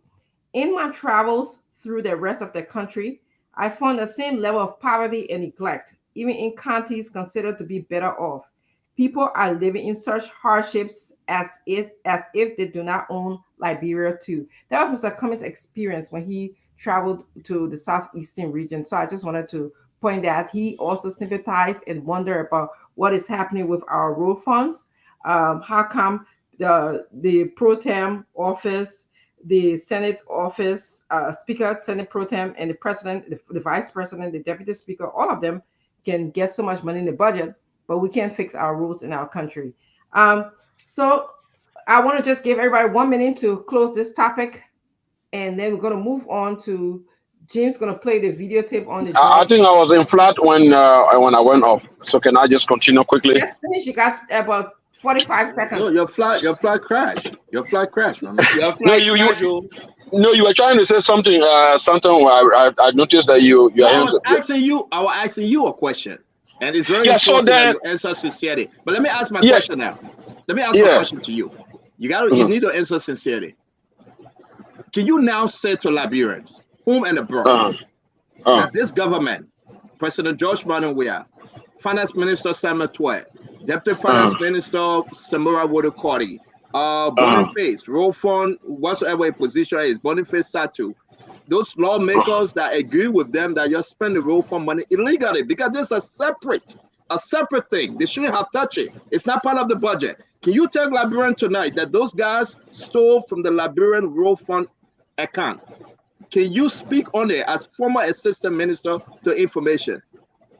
Well, look, to use the word stole would be wrong, and I will try to speak contextually. You got what you call sectoral planning in governance, So, Samuel Twe is the Minister of Finance, and he controls the whole sector. So I believe from the governance perspective, he has got the right and the technical prowess to look into his parameters, his sector parameters, to seek resources and appropriated. You can do it, you can budgetary transfer, you can review allocations, considering that the resources will not be misappropriated. So I cannot use the word store the money or store any money for road funds. The thing is, if they took 25 million and now project cannot continue due to lack of resources, that means either the funds were misapplied but not stolen. You can misapply, you can poorly manage. It's a form of lack of requisite qualification. You can say that it be due to ineptitude or due to just abuse of power. There are basic terminology you can add, you can use in this case instead of saying the stored. But the point I want to make here is that as former assistant minister, I spend a lot of my time not insulting people on the radio, but I spend a lot of my time reading policy documents, gathering media intelligence, and then furnishing them to the office of the minister proper or the deputy minister for press and public affairs. That was my role as assistant minister for information services, and that's what I did. A lot of our folks in the CDC, they didn't think that I did my work well because what most of them wanted me to do was maybe to go on the radio and be causing people mad. No, I think I passed that level. Or to be doing things on the contrary, to be insulting opposition members. So what I can agree to is that I think we didn't really focus more on our priorities as promised. And so we talk about the coastal highways, the Ibomaf loan. What did we do to at least achieve 20% of that pledge, a prompt pledge made during the campaign? What did we do? Or what did we achieve? Nothing. And that's a major problem right there. So instead of saying the store, I think we did not run with our priorities in keeping with our party's platform. That's a major problem. And that's because the wrong people took charge of the executive mansion, the wrong people took charge of the president's ear, and he listened to them, and now we have some of the biggest problems to confront with. As the opposition, we can clearly see now, have recalibrated and we've reactivated their presidential ambition, and they are on our back. And as we speak, I can clearly tell you that the ratio is 50-50. Anybody can lead. Let nobody say I will win first round. A big lie. If election commission announced anybody first round, that means they took money and gave the election to the person. And second round would not even be an easy thing. Mr. Wazzy, thank you very much. Interesting. Misapply, stealing, embezzled, all these different misappropriate, all these different words that can be used to sort of understand the underdevelopment that is occurring in our country. So I'm going to give you guys 1 minute to just make your final thoughts on the road fund issue. Again, I want you to integrate Boniface Satu is ending his tenure. So what do you think that he should be reappointed or not? Go ahead, Mr. Councilor Lami Paco. Just your 1 minute. Okay, so I would firstly like to point out that it seems like most of you are kind of conveniently forgetting the fact that one of the only people running for president that have consistently spoken about these things, and just a few weeks ago, I think he was on your program, Councilor Gonglo, and for some reason, you all forgot the fact that he's been talking about these same things too. So you only spoke about Mr. Bwaga and Mr. Cummings, but Councilor Gonglo has been the only one of the people. It's not our business to sell Gonglo. You can sell him. It's not our business to sell Gonglo. I mean, you be neutral too, right? So I'm neutral somewhat. He be consistent. And the councilor was out in the southeast a few weeks ago, stuck in the mud. The same thing that Mr. Cummings went through, and he spoke about these things. He's been consistent about it, not only speaking about them, but saying what should be done and what he would do about the ingrained level of corruption that characterizes our government. And in order to bring sanity to the country, we got to deal with corruption. We have to. I mean, whether they reappoint the guy to the position or not, I think is really irrelevant, because we on the cusp of elections. A few months' time, there will be definitely a new government. That will be up to them to decide whether they will keep him or keep whoever they appoint, except maybe that position is a tenured position. And I will not advise anybody to do the same thing the CDC did by throwing people out of tenured positions and stuff like that. You have to have good reason to take them off.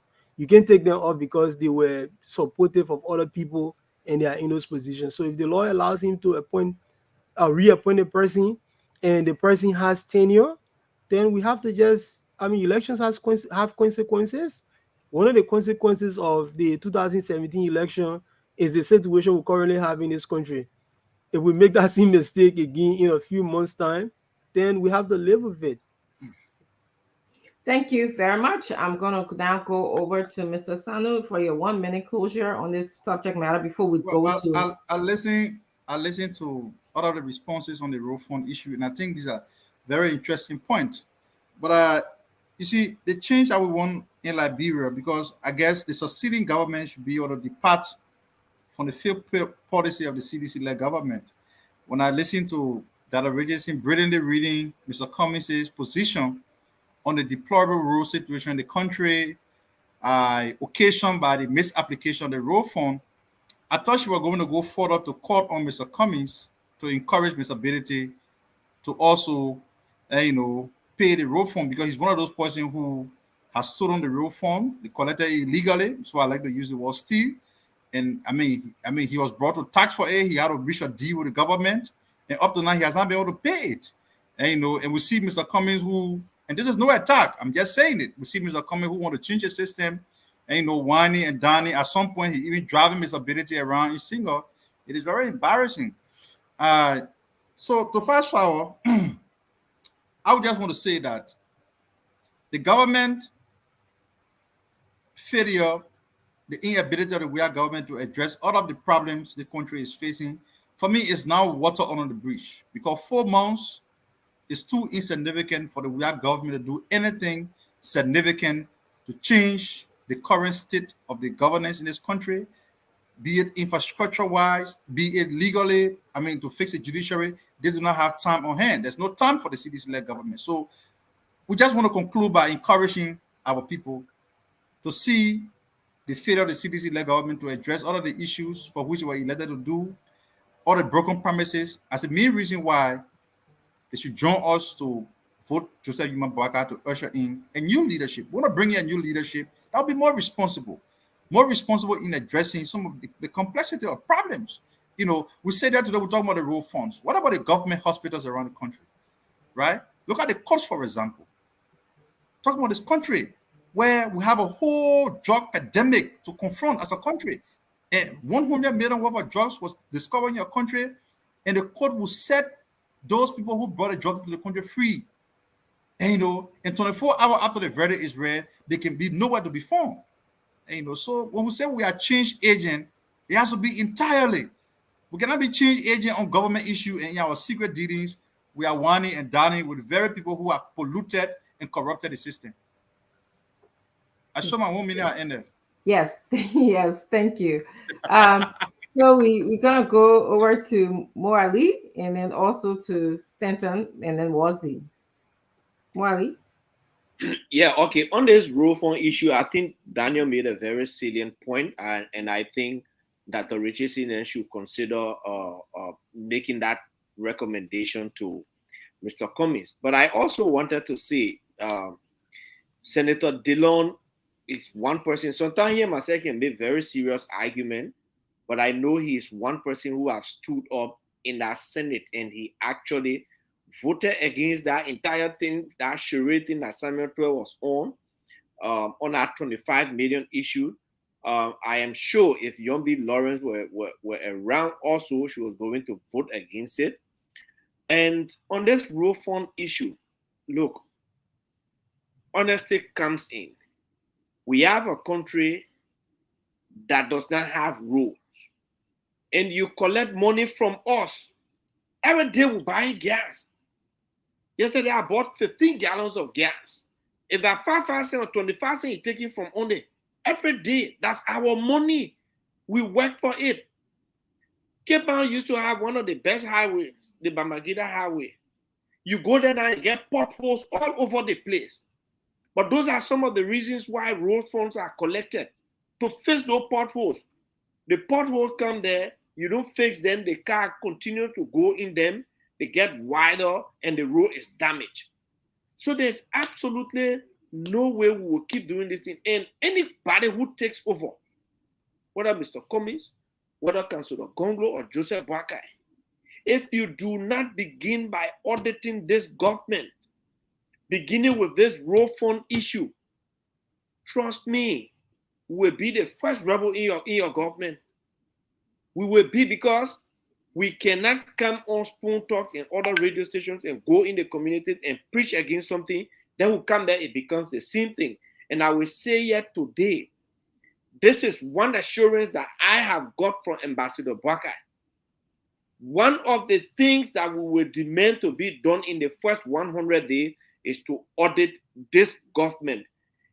Audit the government holistically, audit the road fund. Whoever is involved in eating this road fund, I see your list.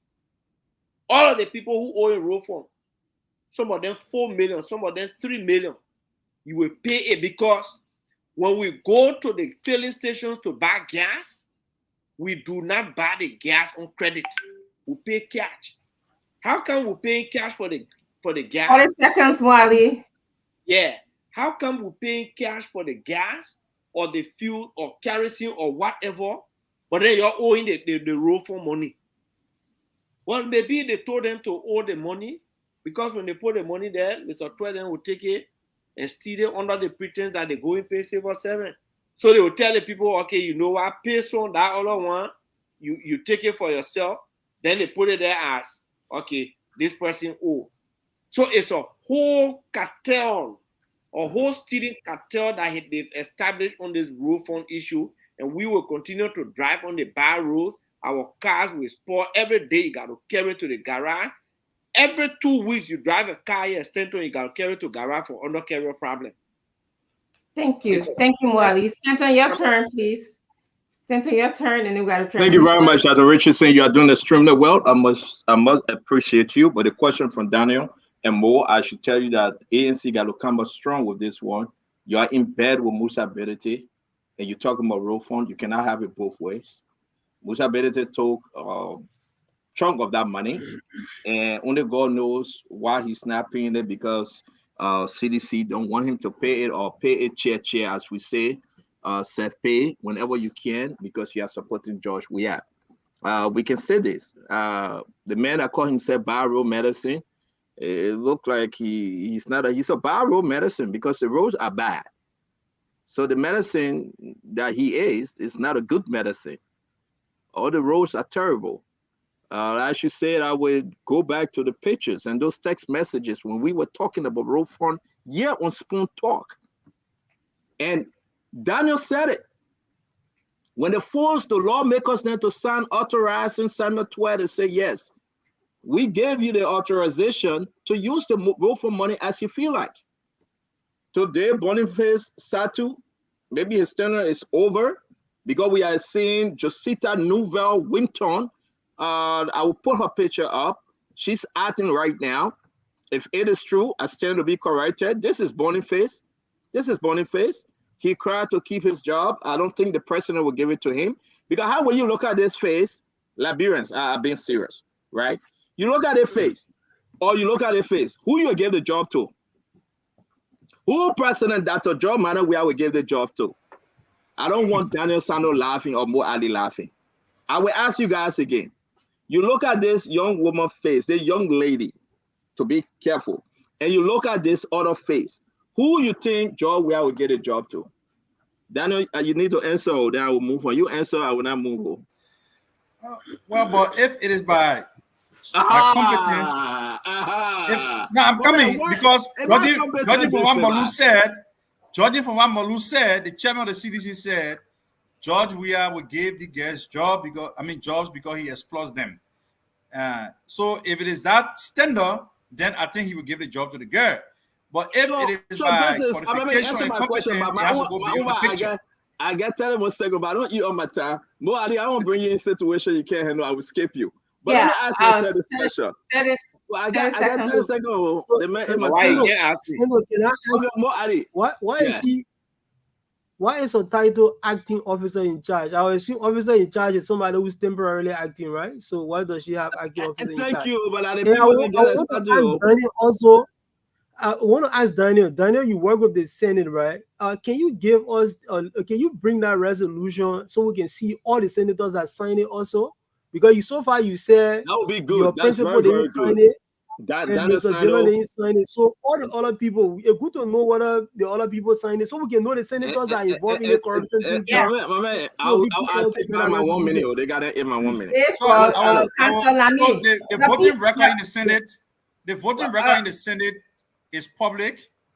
That's one of the changes that the Advocacy Center Dillon took to the Senate has achieved so far. So to acquire the record as to how they voted on the authorization for Samuel Tuet to unilaterally use the roll form, we can have it. We can access it tomorrow from the. Thank you very office of much. the Well, let me use Secretary. my Great, time. great. And I know when you Thank coming you. back, you'll Thank bring you. it. Lamy and Guys, Sandra, please. Center was on the floor. Let yeah, him thank finish. you very much. So I get my 1 minute back. But it's a good point you raised, Councilor. I hope we can have it, Daniel, when you coming back, please. I'm asking this question because Josita Nouvelle Winton has been named to steer the affairs of the entity until a new CEO is appointed. So Boniface Satu is done. He's out. He will not be reappointed. He earned his own money as alleged. Because they say poor alleged there, so let me put alleged there. But you know what, in my heart, what I really want to say. But as alleged, the man earns his own money. As alleged, Samuel Tuet earns his own money. These guys that enrich themselves with the raw fund based on the allegation. I will say this to you.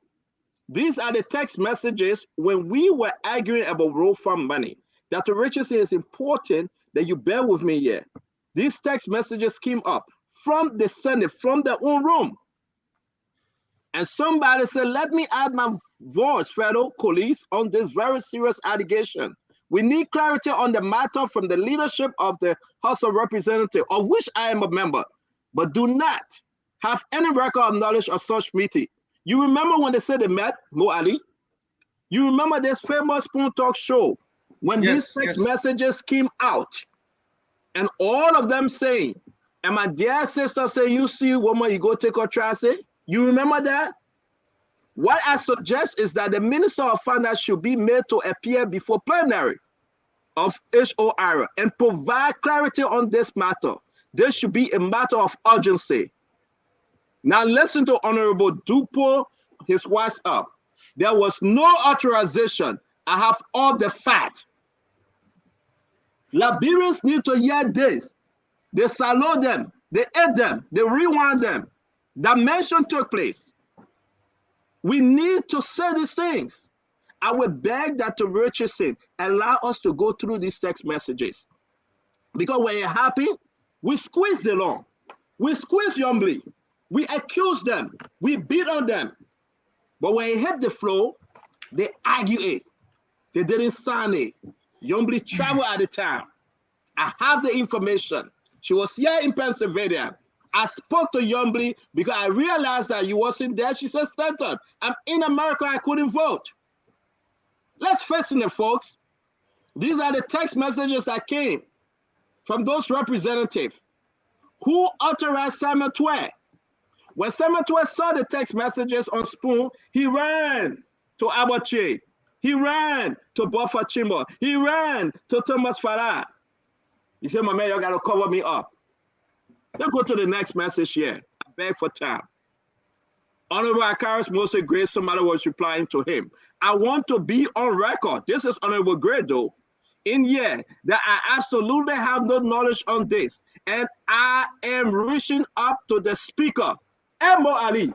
Akaris Gray, that you know, saying he has no knowledge on this.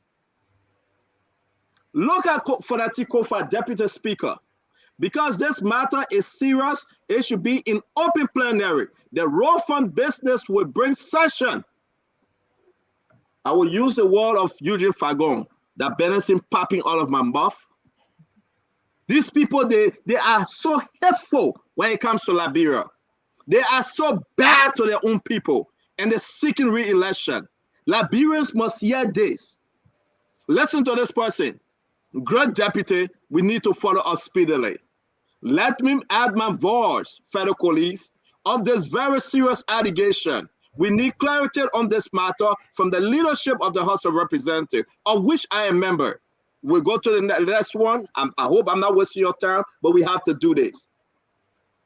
We got so many of them. It's in the chat room. They argue it. Akaris Gray said there was no authorization. Funatiko Fa says sanction coming. Honorable Nimande from Lofa, yeah, what he say? What I suggest is that the Minister of Finance should be made to appear before plenary. It's not Stanton speaking.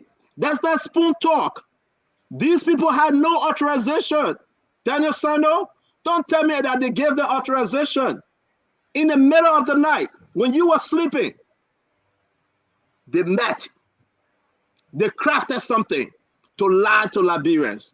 Because Samuel 12 knew that the American was on his back. He knew that the European partners were on his back. He knew that IMF was going to bring this up. And he crawled on his bed. He called the president to beg these guys then to give them some room off. I will share these text messages again. It's old. But the end result, they came by and said, we authorize him. The road fund money is separate. It got nothing to do with the budget. They ate the money. We stupid, yeah? So today, we know that Boniface will not be there. And one day, Boniface said he will speak one day on this thing. Boniface Satu said he will speak one day. One day, he will clear the air. Did he eat some of the money? Did he eat some of the road fund money? Musa Belete. Musa Belete. We got to ask him when we have him. Musa Belete, we should question him. You guys say, boy, Commies hanging with Musa Belete when he ate the road for money. Commies have to explain. Did he ask Musa Belete, are you part of this money thing? Did you eat the people money? And Mr. Cleanhand, he need to ask Musa Belete. But of today, what we know, this our sister, Josita Nouvelle Winter, she's acting. She's acting. But you know what? The other story now, we'll leave it with you. Thank you, Dr. Richardson. So my final thoughts, and then we're going to transition on to, the videotape about the drug resolution in the Senate. I have a few thoughts. One, until Mrs. Wento prove herself otherwise, she is new to the position. She was just put in charge of that position. And as far as I know, she has nothing to do with the misapplication or embezzlement of the road fund, as far as we know now. We know that she's taken over from Boniface Satu, okay? So that's what we know. He's been the one who's been running the road fund. So I just want to make that clear because I don't want it to be like, she's a Liberian woman until she does otherwise, then we can call her to keeping her accountable. Secondly, I want to know that, whenever we come on Spoon, with the information we present here, I really read over it and respect whatever we say. I know on this show, we presented that Musa Ability is making payment to the government as agreed by the government. We even saw a letter that he wrote to the legislature about his payment plan. So until further otherwise notice about whether he defaulted on this payment or he's not making payment, then I will be glad to speak about that. And the two questions, and Liberians, as you listen to us, I want you to just be mindful about how, when the political pendulum swings, people tend to take different positions. And sometimes the positions are not in the best interest of Liberia. And the reason why I say this, because when Musa Ability was running Dylan and Yombli's campaign and spending money on those campaigns, I didn't hear Daniel Salem complaining, or I didn't hear Mo Ali complaining about how he was spending the money before he started riding with Mr. Cummings. But nowadays, we hear that Mr. Sano is now asking Musa Ability about money, but when he was bankrolling Unity Party, we didn't hear that. Lastly, I'm glad, Mr. Sano, that you will be able to help to bring a list as requested. Musa Ability has never bankrolled the Unity Party. Never. N-E-V-E-R. Yes. I'm sorry, Liberty Party. I misspoke. But did Musa Ability even tell you that he bankrolled Dylan and Yombi campaign? Guys, we'll give her the time to speak. You will have your time. We've been doing good, guys. Let's pause for a minute. Thank you. I respected you guys when you spoke.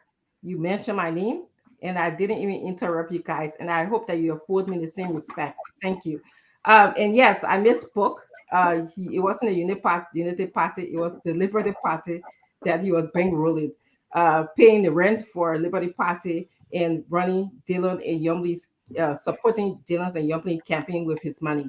Lastly, I'm glad that Councillor Kappa said that it would be great if you can help us, Mr. Sando, to bring that list and call out those who voted for the road fund. And I'll ask you guys, JNB selected Coon. Did he vote for the road fund as well? I think it's an important knowledge for us to know, for the Liberian people to know.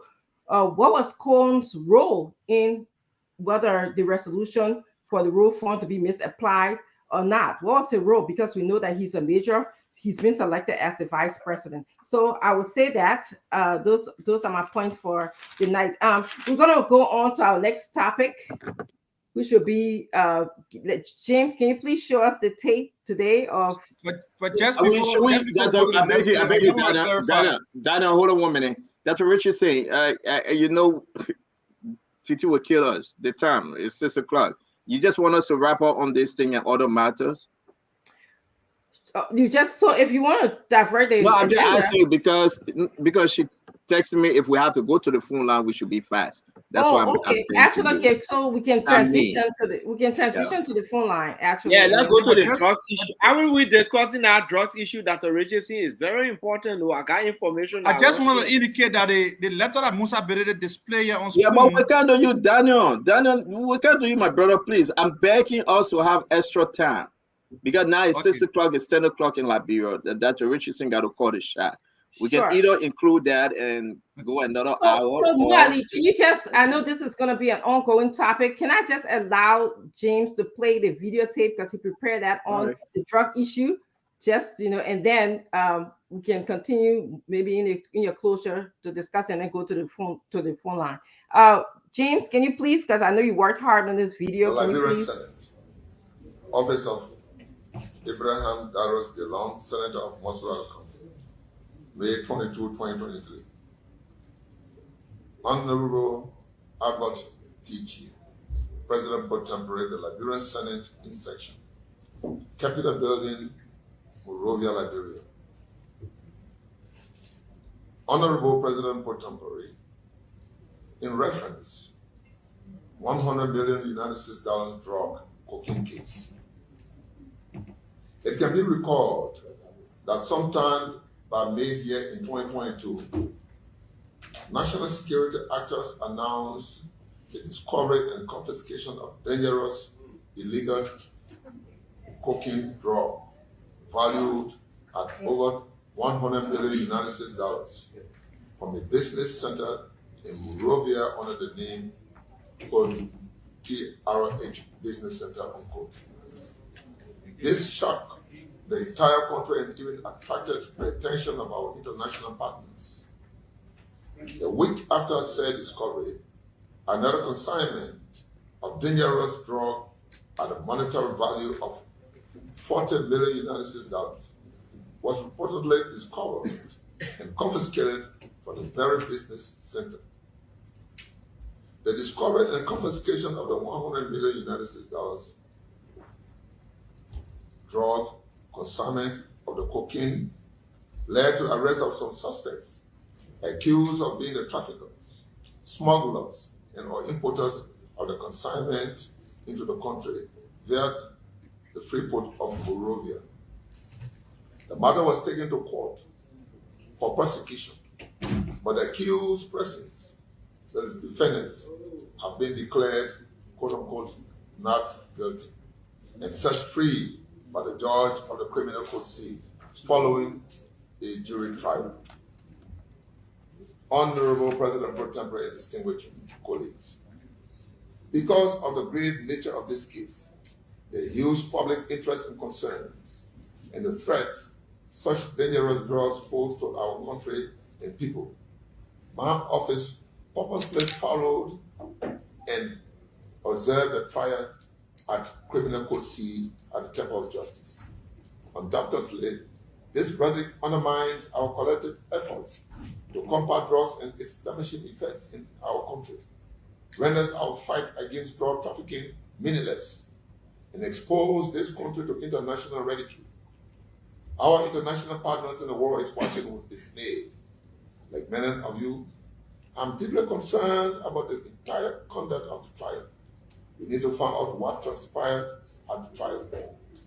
As a reminder, under Article 34B of the 1986 Constitution of the Republic of Liberia, the legislature is granted the power and authority to, quote, provide for the security of the Republic, unquote, be it economic, health, public safety, and all national security, etc.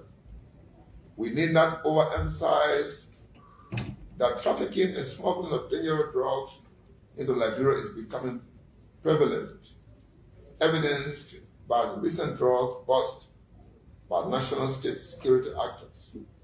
More alarming is the increasing members of our citizens, particularly the youthful population, falling prey to drug addiction and substance abuse. Simply put, these acts are threats to our national security, with potential threats to our existence as a country and people. It is time more than before for elders of the land to act under James, can we take this down? I think we got the the gist of the gist of the video. In consequence of that above, James, oh, thank you so much. We didn't get to the part where Dylan is asking for an investigation. Actually, I'm sorry, he's asking for the Justice Minister and others to come to the Senate to answer some questions about what happened, the legality of the case. So we're going to go back to just 1 minute because we got to go to the phone line, 607. Councillor Kakor, can you just tell us your 1 minute thought on this drug issue closure, and then we go? I think having public hearings in this matter would be a good thing to really know what happened. But I think beyond that, the public needs to know all the facts about this case, because I don't think we know all the facts about this case yet. What led to the government losing a case? What kind of case they presented? Did they deliberately present a weak case in order to get these people acquitted? Were the defendants that were brought before the court, were these defendants the actual people who should have been charged? Are there other people who were the actual drug traffickers that have been let go? There are plenty of unanswered questions here. Even the jury issue also. Were the jurors sequestered? No, were they allowed to remain in the communities while the case was ongoing? We need to answer all those questions. So probably this public hearing that the senator has asked for, it will probably answer some of these questions. Unfortunately, we didn't hear his entire letter, but it will be a good thing to not only call these people to discuss these things, they should also get the records from the court. Court records are open records. They're subject to disclosure. The fact that all the parties involved in the case will have access to the records in the case, they should also get that and put it in the public. Mr. Council. Okay, thank you. Because it's just 1 minute if we can, because we got to go to the phone line so we can hear Liberians speaking to us. I want to then go on to you, Mr. Sano. So, since I don't have the time to speak, I would just want to firstly set the record straight. The information provided by Dr. Richardson is not true. That Musa bankrolled Senator Lawrence campaign, it is not true. And maybe you need to reach out to Musa so that he can give you the proper facts. The next thing you try to get Musa off the hook by saying that he displayed a letter here on Spoon indicating that he is paying his portion of the road fund money that he owed the government back. It is not true. What Musa displayed here the other time was a letter to LBDR that he paying his loan to LBDR. It is not the road fund. I just want to say that. Now, on this case that has put the Ministry of Justice in real problem, I would just want to say the lawyer in the room has made some very significant points. We want to know whether the government, when I say the government, I mean the state, the Republic of Liberia, did they deliberately suppress the evidence? That is to say, they didn't go to court. 30 seconds, please. the real evidence, because the court is supposed to be impartial and the court will render judgment on the basis of the evidence, pieces of evidence that are adduced at trial. So if the government of Liberia, through the Ministry of Justice, deliberately went to the court, and they didn't make a strong case, of course, we didn't expect the court to do for the government why it failed to do for itself. So we also have to look into that. So the public hearing that has been called for by Senator Dillon is important. I was listening to the spokesperson of the judiciary, Anthony Daryl Ambrose Mine, this evening on the radio, and he made some very significant points. And the Supreme Court, the judiciary, is concerned as to why would such a case be lost by the government. But again, prosecution is something that is squarely taken care of by the Ministry of Justice, and it begins with the police. The way you gather evidence, the way you protect the evidence from the crime scene and everything, the way you go to the court, and the way you present those pieces of evidence will determine whether you win the case or not. So I'm not one of those persons who would jump the gun to say, oh, the government compromised the case. Well, first, they have to look at the technical aspect of it. How was the case organized, how it was done, and everything. So I think the public hearing will give us a gist into what really happened. But on the overall, I think it paints a very negative picture for the country that we are here battling drugs and substance abuse. There are many Liberians who I have to tell you time, Mr. Sandu, time. I'm sorry. So on the overall, I just want to say that it paints a very negative picture for the dispensation of justice in our country, and I think it's a dent on the integrity of the Wia government. Is going to go down in history. Okay, thank you, Mwali. Please come in, please.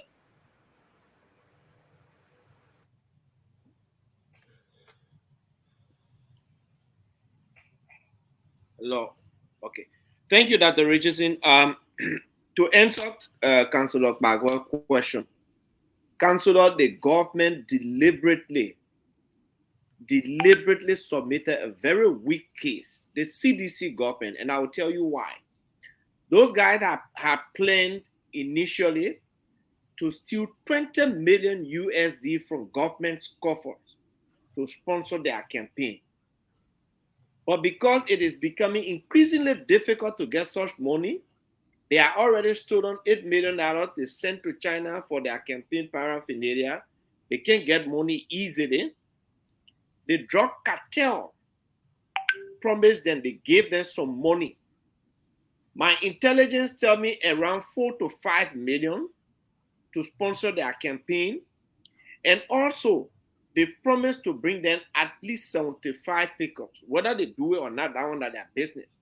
So the Ministry of Justice, the CDC Ministry of Justice, deliberately presented a very weak case.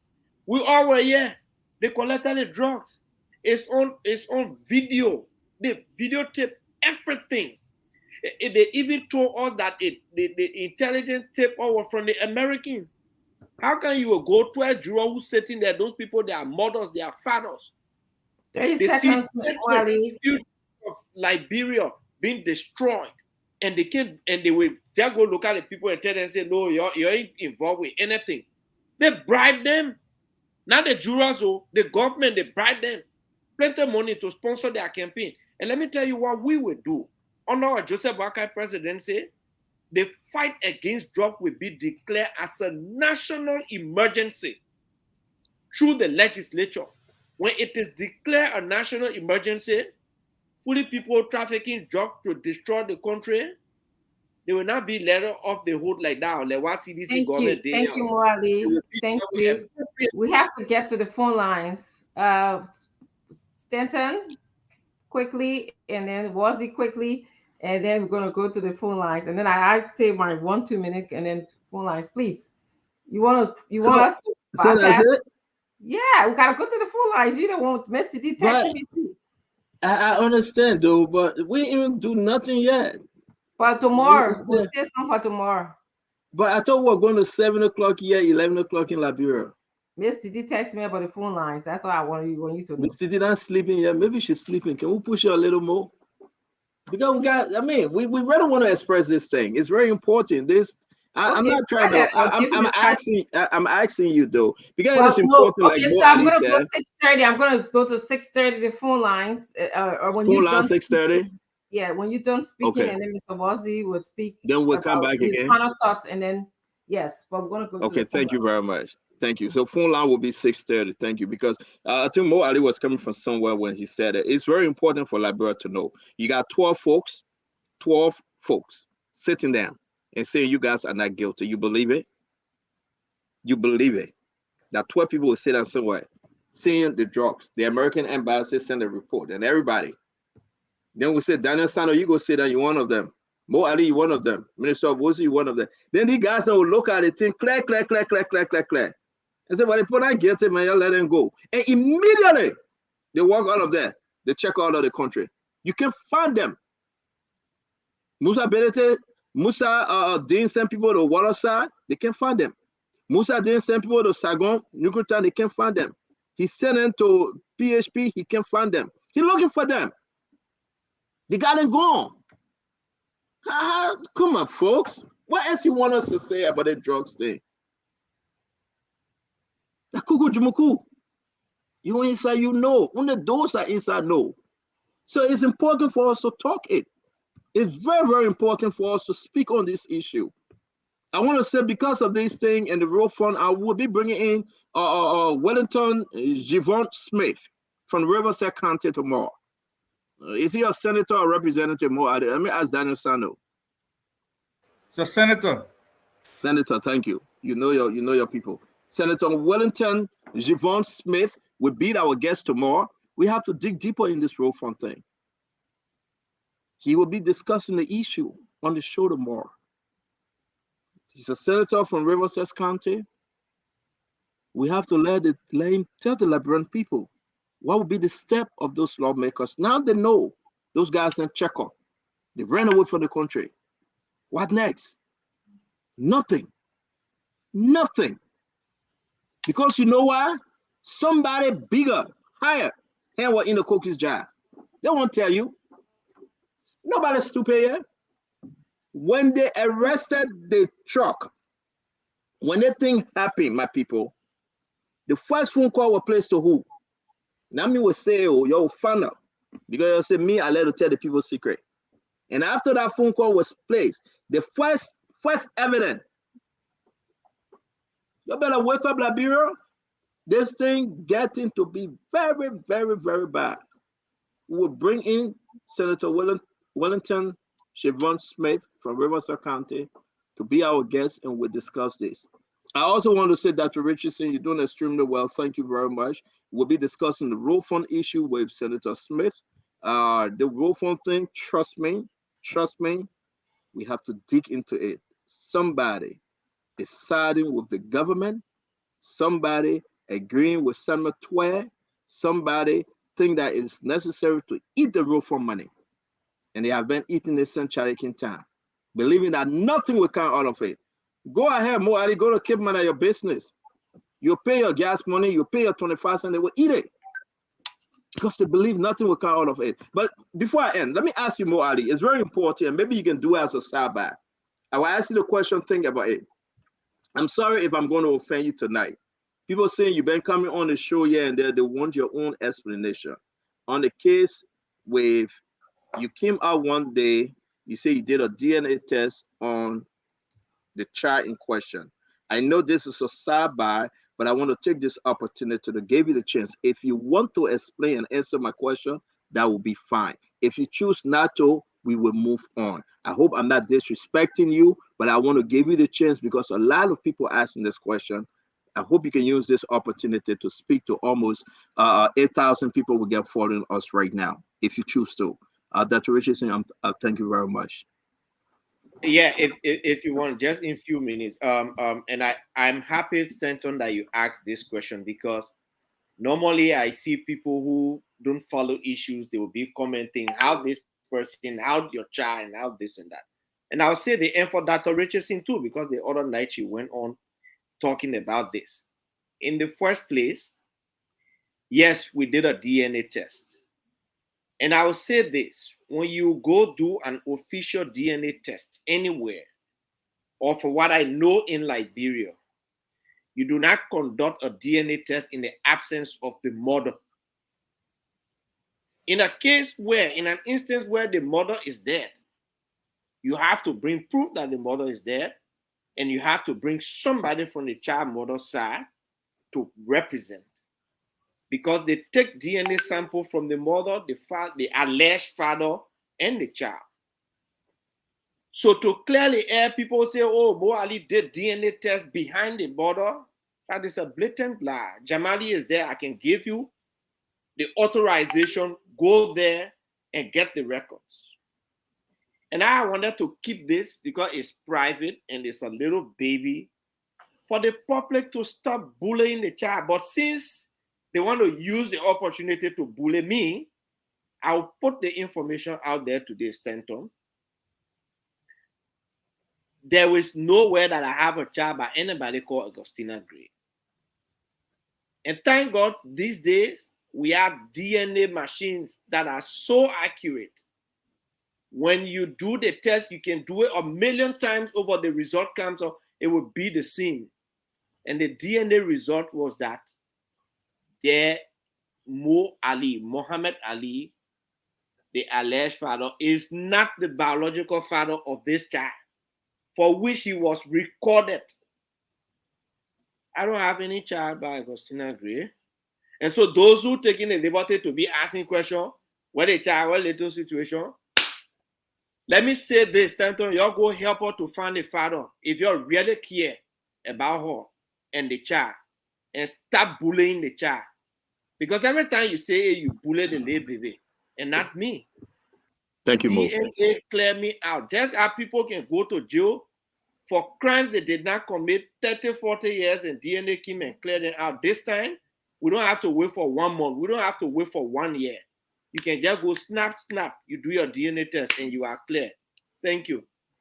Thank you, Mo. Thank you, and I hope folks you understand. I just had to ask because a lot of you asking Mo ID would have taken the opportunity to do this. More respectfully, I say thanks a lot. Thank you, Dr. Richardson. Thank you, Wazi. Your closing thoughts, and then I will say mine. 3 minutes or so, and I mean 3 seconds or so, and then we're going to go to the phone lines. Well, I'm glad that we have a legal luminary on this platform. Councillor Lami Bakwai, for the first time, will be agreeing with him on a number of issues. I love the analysis he provided on the jury process. I think he provided some snippets, very important points. It is clear. Look, let us stop sugarcoating the situation here, that the case was compromised. It is not possible for drugs law to send even $1 million worth of drugs to any location without doing some groundwork. You know, the drug business is a very organized and advanced business. The first thing drugs law want to do is to befriend the security sector stakeholders. The second thing they want to do is to have control of the seaport. Now, I briefly served the seaport police. I was assigned in the Department of Documentation and Statistics at the port for some time. Later, I transferred to the Department of Operations, where I served for a good number of years, and then I left the employer of the National Port Authority. Now, in shipping, basically, you have two ends.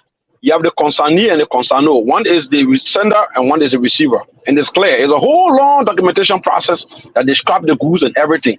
So in any criminal investigation, you want to, if you cannot get hold of the consignor, you want to hold the consignee. That is the person at the local point who is receiving the port of entry, who is receiving the consignment. So how will you arrest people that were connected to the entry of the package in the country, and then you say they're not guilty? The fact of the matter, the fact that their consignment has drugs in it, it should bear full responsibility for that particular consignment. That has shipping laws works, and that's the law. That's why it is like. So you have specific provision of the port tariff that says the importer takes full responsibility of the consignment of goods imported into the country. All right. If you go to the Ministry of Commerce, there is a document that is always issued to importers called the Import Declaration Permit. You take responsibility for whatsoever you declare that package to be. So I also listened to the spokesman of the judiciary, Anthony Darius Ambrose-Meyer, and I follow his analysis. The justice system should have provided sufficient evidence and in fact work along with the judiciary to administer justice to the fullest. But because somebody behind the scene they didn't want you to go further, what they did is withheld everything and then put you on the lap of the lawyers of the Supreme Court or of the court responsible, so that it can appear like the lawyers were the one who compromised the case, and that's very unfair. That's been disingenuous. That's been totally out of order, and it's so bad. It misrepresents our own agenda that we push to the Liberian people. It's Thank you. unfortunate. It's shameful. It's embarrassing, and it's indescribable. Thank you so much, Wosi. And my final thoughts on what we have been discussing before we go to the phone line. The first thing, Liberian people, y'all listen good to everything that everybody's saying. I hope you're watching to see that when some people are in your favor, or when they're collecting your money, or when they, supporting you, everything that you do will be right, okay? But when they're out of your favor, when you're collecting, when they're not collecting your money, then they will come here and say you did this, you did that. The thing about it is we're calling for accountability. You cannot be swinging, going on a pendulum swing and then come here and say that you speaking for the Liberian people. I want to say that when Bilete was supporting the Liberty Party. So that I really say you gotta be clear now. So who then swinging? Well, I come in. Please give me small chance. Okay. So when Bilete was, and I use the word bankrolling the Liberty Party by paying the rent and other expenditure. You gotta keep out of defend Bilete. You got energy for you? So guys, we should not and we shouldn't interrupt Dr. Richardson. She does this best. If you interrupt her, she will interrupt you, but we shouldn't do it, please. But I think she's on the offenses right now, Substanto. Go ahead, Dr. Richardson. The woman is there for 2 minutes, though. Thank you. So when Mr. Sanu was in the Liberty Party and Mr. Billy was paying the rent, he was paying other expenditures. We didn't hear Sanu write one paper. He didn't even go to the newspaper. He didn't say anything. He and others, okay? Today, we have in our possession a payment history of Bilete paying the National Road Fund. We show that on Spoon TV, and we have it in our possession. But he will come here today and talk all kinds of different things. But I want Liberian people to pay attention because we got plenty, like the likes of Donald Sanu in our country. And I want to say, I spoke good English. Let me just say, I did not say that he was bankrolling Yombly and Dylan's campaign. He supported those campaigns with his money. That's what I said. Please go back and play the tape, okay? And, Mwali, you said that I said the last time that you were involved with Augustine and I called in whatever baby situation that you have with her. Please go back and play the tape. My disgust with you. And you myself with family people who come from the same country, we can talk it back and we can talk it in the front as well. My disgust with you is that I heard a recording where you were actually asking her to have an abortion and kind of conniving her and persuading her that if she have the abortion, there will be an exchange for tuition. I had some issues with that. I think we passed that level. Please, no, let's talk it. No, let's talk it. Please give my time. We should talk about it, and then I will respond. I have some issues with that, okay? As a woman and as a person who have daughters, it bothered me to hear that recording of you. I don't have any problem with it. Wasn't so much after you cleared the DNA and said that it wasn't your child. Fine, okay? But the recording that I heard in the conversation, in the voice that I heard her speaking to an older man, a young child speaking to you who are older than her in the position of authority, I struggle with that and it bothered me. So let me just tell you, that's where I come from with that. And you can clear the air. You can say anything you want to say about that, but that's how I felt about that. I think I have 2 minutes in there. Lastly, about the issue relating to the drug bust. I think a couple of days ago, it was Fadika who said that they have jurors that are just available. They collect money, so they're not really listening to some of the legal arguments of the case. It's their way of living. So I think that suggested to me that we need to revamp not only the legislative branch, but the judicial branch as well. I think we need to revamp our whole government. So basically, those are my stance, and that's what I'm thinking about this whole issue right now. Thank you very much. Can I ask you a question, Dr. Richardson? We have not done our closing yet, right? No. Okay, so we're going to go to the phone line, then we'll come back with our closing. Guys, I know you want to respond. Just hold your peace. We'll go to the phone line and we'll come back with our closing, and then Dr. Richardson will have the last word. And anyway, people want to take it, let them take it to them, but I will respond. Okay. So commenters are complaining that Dr. Richardson blocking them because they're dealing with Musa on the So guys,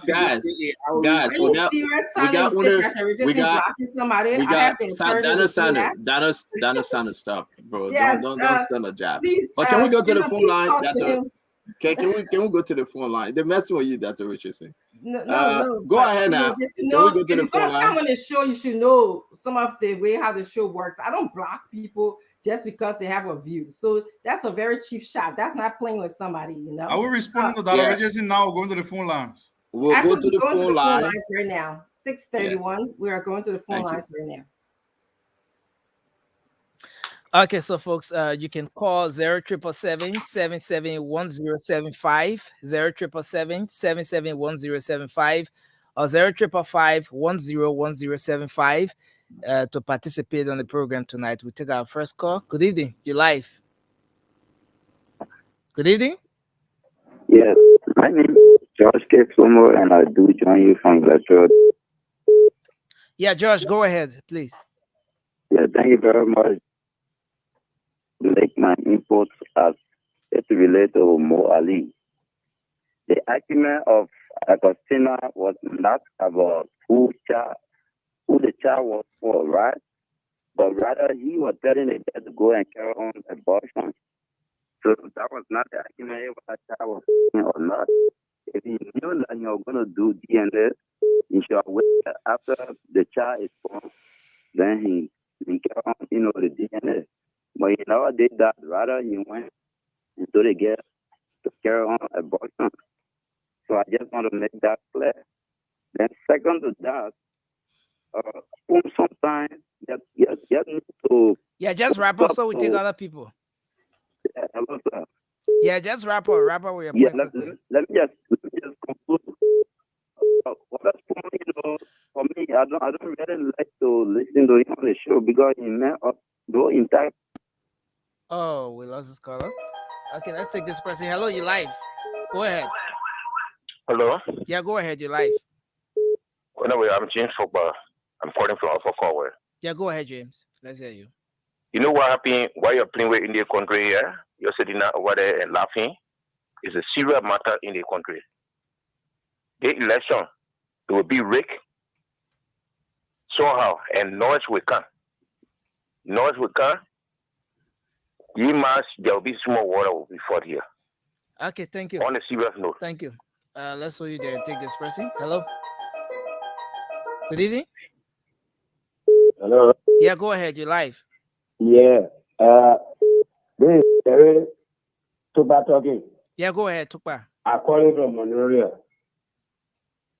Yeah, the issue that had to do with this whole drug thing. Let me tell you, God never arrested the restful people. Those who go see the news, they are the ones who were arrested. What happened to RA8? The RA8 trading company that have the drugs in their possession. What happened to them? Okay. Did the government go for the real people who brought the drugs? Government or that blood know who brought the drugs? Government know. Thank you. The people who they call the Luca had the document before you move from people of this country. Before the custom broker take the goods from there. Government like you pay tax. The tax are paid to LRA before they take the goods from down there, right? People know. Thank you. Is it that the government library know who brought the goods there? It's just the trick they want to play. Let us stop lying to us. Thank you very much. Bring even if you take a mountain bus from James, yes, Government Liberia know who brought them and get back. Thank you very much. Let's hold you there. Government Liberia know. So they shouldn't be telling us say they don't know who brought this news here. Let government Liberia stop lying to the Liberian people. Thank you. Thank you. Thank you very much for your contribution. Let's hold you there and take another person. Hello, you live. Hello, good evening. Yeah, good evening. Go ahead. My name is Sio Miller Tabla, and I join you from my conference this evening. Go ahead, Miller. What I want to say is there's something I want to say very important. The first issue has to do with the road fund issue. The road fund issue, you see the reasons of which Dr. Richardson keep attacking people when you talk about road fund issue concerning about Misappropriation. She knows. Because when the road fund issue come out, it will hurt Musa and then it will hurt Dr. Richardson supporter, which is Edison Kumi. Because these are the money that Musa Benedict using on Edison Kumi, or which they get say Kumi get money, Kumi get money. Some of the road fund money they're using so. So when somebody talk about it, you see Dr. Richardson will bring some like word talk that go against that person. Thank you very much. Now why we want to hear? Oh, sorry, we lost this person. Let's take another person here. Hello. Go ahead. Hello. Hello. Yes, go ahead. You live. Yeah, I'm Chokon Bianca calling from Police Academy. Go ahead, Chokon. We are fully aware that Dr. Richardson is a complete detractor on the show. Can you hello, good evening. Can you speak to the discussion? Can you speak to the issue? I'm speaking to the issue. You should be aware that Dr. Richardson will never speak to the issue, but she will have to attack personality. Let us discuss the issue about the personality she brought about or Mo Ali. Let me just be fatally clear to you.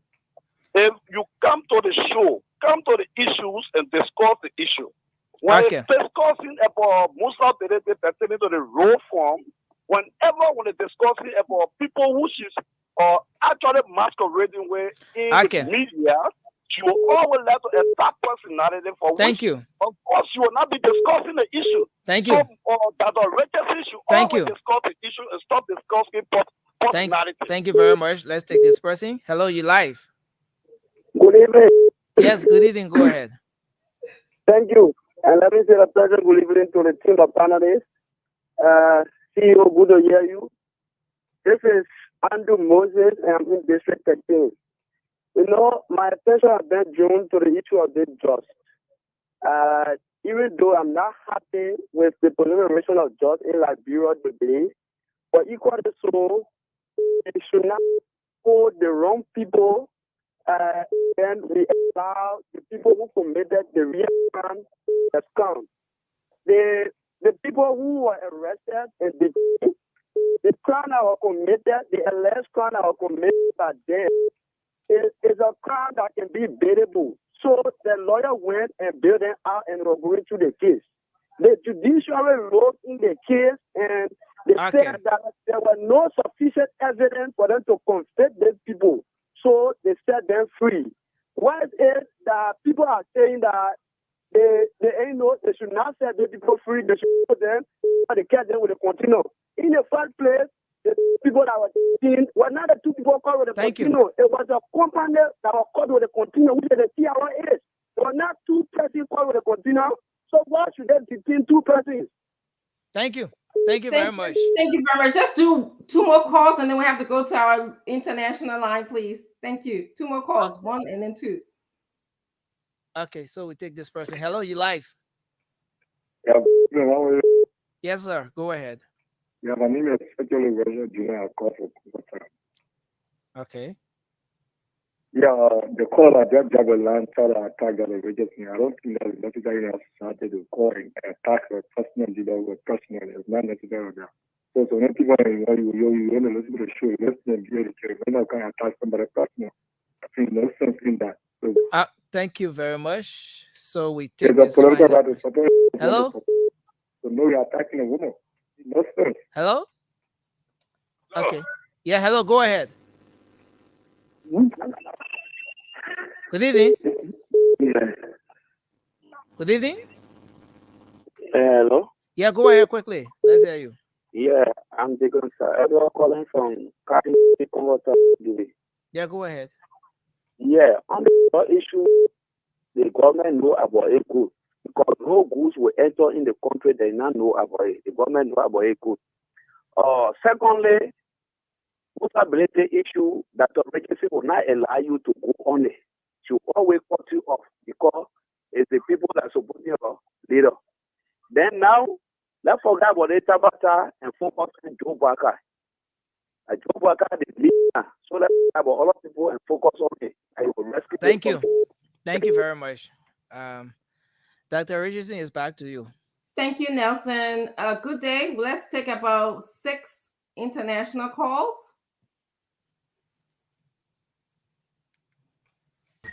Your name and where you calling from? Hello? Please do I monitor, Chief, if you want to remain on, please. Yes. My name is Moses Sandy. I'm calling from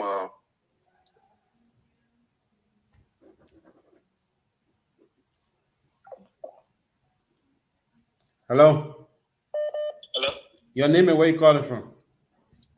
Yeah, my name is Tommy. I'm calling from VA. I just have 2 quick points to make. My first point is about the drug issue. I don't want to speak specifically to the case, but just the fact that, listen, our country is slipping into a place where a lot of our young people are getting addicted to drugs. So we need to speak morely about that, right? We need to speak more about those issues. Focus on prevention programs because oftentimes we're so reactive. We wait until there's something happens before we talk about building, rehab centers and everything else. I think everybody, government official, whoever, you need to focus on implementing prevention programs in schools and in communities. And then my second point is to the panelists, especially Wozi and Sando. And we really, really appreciate these guys being on the show. We really do. And some of us young people really look up to them. But the whole fact of interrupting Dr. Richardson is, for lack of a better word, it's just rude, right? So, all right, thank you.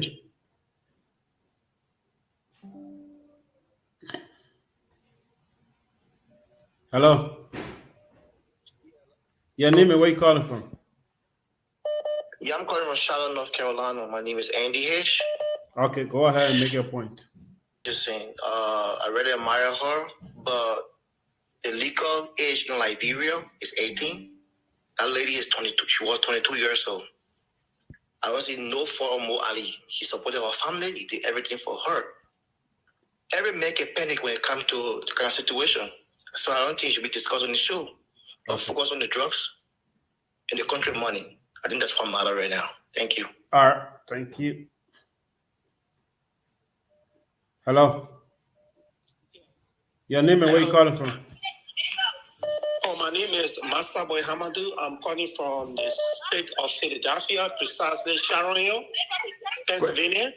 All right, make your point.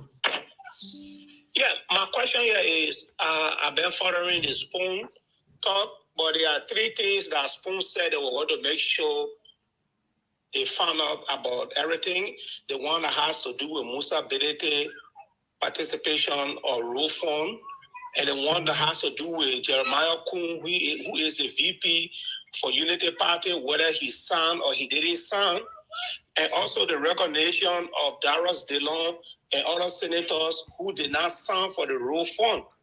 And one thing I also heard about Dr. Richardson always saying, when someone is wrong, the person is wrong. Like Sidisha can always say, Ellen did it before during her term.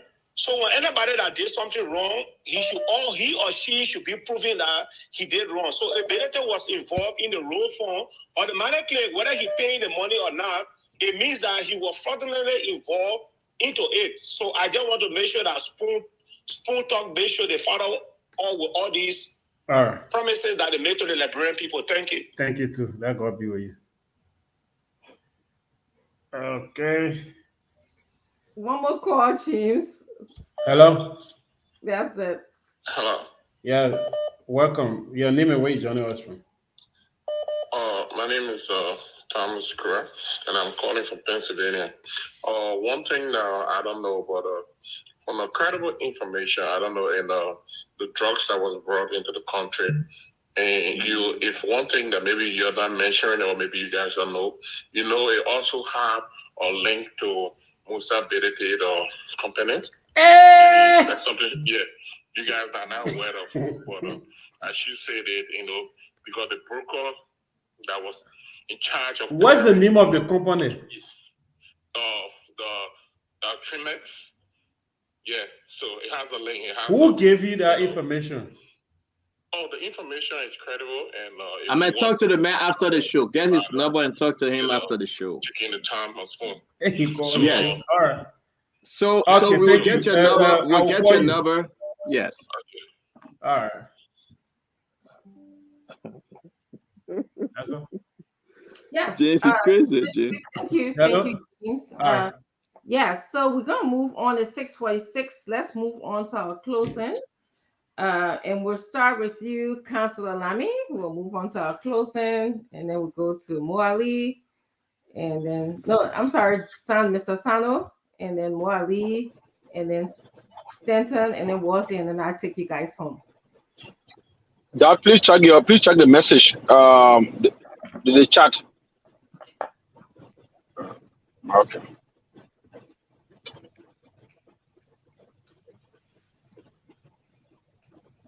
Yeah, so probably he should make an input before I do my closing. I'm sorry. Who? What input? I say he should probably do his input before I make my closing. It will be interesting to hear what he will say. What are you talking about, Mr. Councilor? What are you saying? Please check the chat, Dad. I'm listening. Are you it's our to discussion? I'm not seeing nothing. So in a private chat, Councilor Gu wants to make an input. Can we take him? Oh, okay. I'm sorry. Oh, okay. That's a private chat. Yeah, because I got confused, Councilor. Okay, Councilor Good. So you go ahead and bring him on. Yeah. Can somebody call him? Is that what you meant, Wazi? He's on now. Okay, then bring him on, Nelson. Quickly. Councilor Good is a cool dude. Bring him on. Okay, Councilor Good, you live on the show. All right, thank you, Nelson. Let me say thanks to the panelists tonight. Basically, I called to weigh in on this whole of this case that just ended, and I hear a lot of Liberians calling and talking things that they have no understanding about, and there's a need that we call to make the clarity. It's good that I think we have a lawyer on the show who I know understands the judicial system in this country. We have a jury system. And once you have a jury trial, there is only two things that you will expect from a trial juror. That is guilty or not guilty. And there is no explanation that the jury will give for bringing down somebody guilty other than the records before the court. There is also no explanation that the jury will give for bringing somebody down not guilty other than the records of the court, the evidence adduced at trial. You can provide your evidence as strong, as convincing you can be because before prosecutors go to court to sit down, we review the evidence, we try our best as possible to produce the best evidence to hold the person culpable. If the juror just decide to sit down and don't even listen to what you say and they say not guilty, there's nothing you can do. If the juror decides to say, oh, the person is guilty, even if the evidence is not convincing, the other party has the right to appeal to test the jury verdict before the Supreme Court. The trial was conducted. We had investigation. We had the evidence that we had available. We could not manufacture more evidence. We presented the evidence before the jurors. The jurors went to the room of deliberation. They come back and say the people are not guilty. And then somebody telling us, oh, they told me what happened to the case. The lawyer knows what happened to the case. How disingenuous can some Liberians be? What is it that they expected the prosecutors to do in the case? To go in the jury room and tell them what kind of verdict to bring us out? How many times have we not seen cases clear as Christians. A group of Liberians sit down and decide and say, oh no, they're not guilty. We must understand first thing, we have a jury system, we have a jury that comes from the public. It also comes from the line ministries and agencies. Some politicians, among them, they have their sides. So, interplay in the jury trial. So to not hold the prosecutors responsible and say that the government did not present evidence, or whatever the case is, yes, the jury said we didn't present evidence, they were not convinced. We as prosecutors, we go back to our drawing board, we look at the evidence, we see where we went wrong, and in the future, when we have a case that comes out the same way, with the same facts or so, we'll now know how to deal with it because we'll think, even though the jury will not tell, okay, but we can and say maybe these are the things we're missing. I mean, can we invite him back to tell us where did they think they went wrong? Because we're closing right now. He's saying some really interesting. Yeah, but you can ask him, Dr. Richardson. Ask him. He's on the phone. Let me ask you a few questions. No, we can't ask questions right now because we don't have let's bring him on. Can he let's come bring so him he can on. tell us where do they think they went wrong, and if they should get a case like this again, what would they do differently? So he can marinate on that until we come back. He's listening to you, Dr. Richardson. Are you inviting him? Ask him now. Yes, Mr. Good. Will you please come back on the show to be able to explain this case to the Liberian people?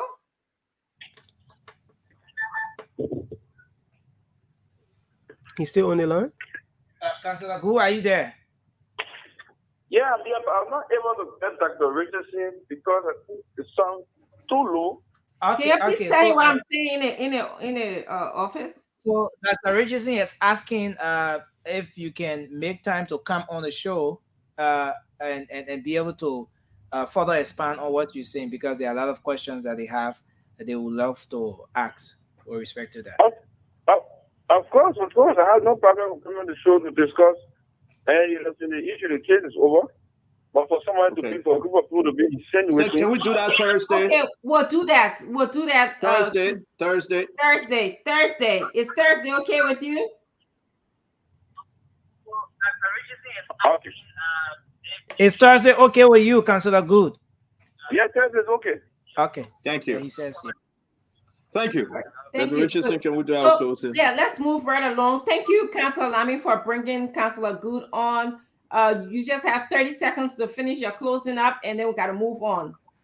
We are approaching time.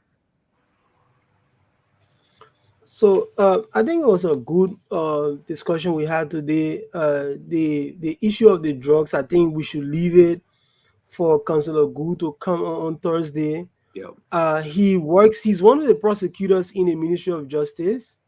I understand that he's with the county attorney's office now, so for Monserrado County, so they will have been the ones handling this matter. So he will be somebody to say exactly what happened, even though he hinted that there may have been jury nullification. I'm not too sure that what actually happened, because that's what he's trying to hint at. But it will be cool for us to hear what happens on Thursday.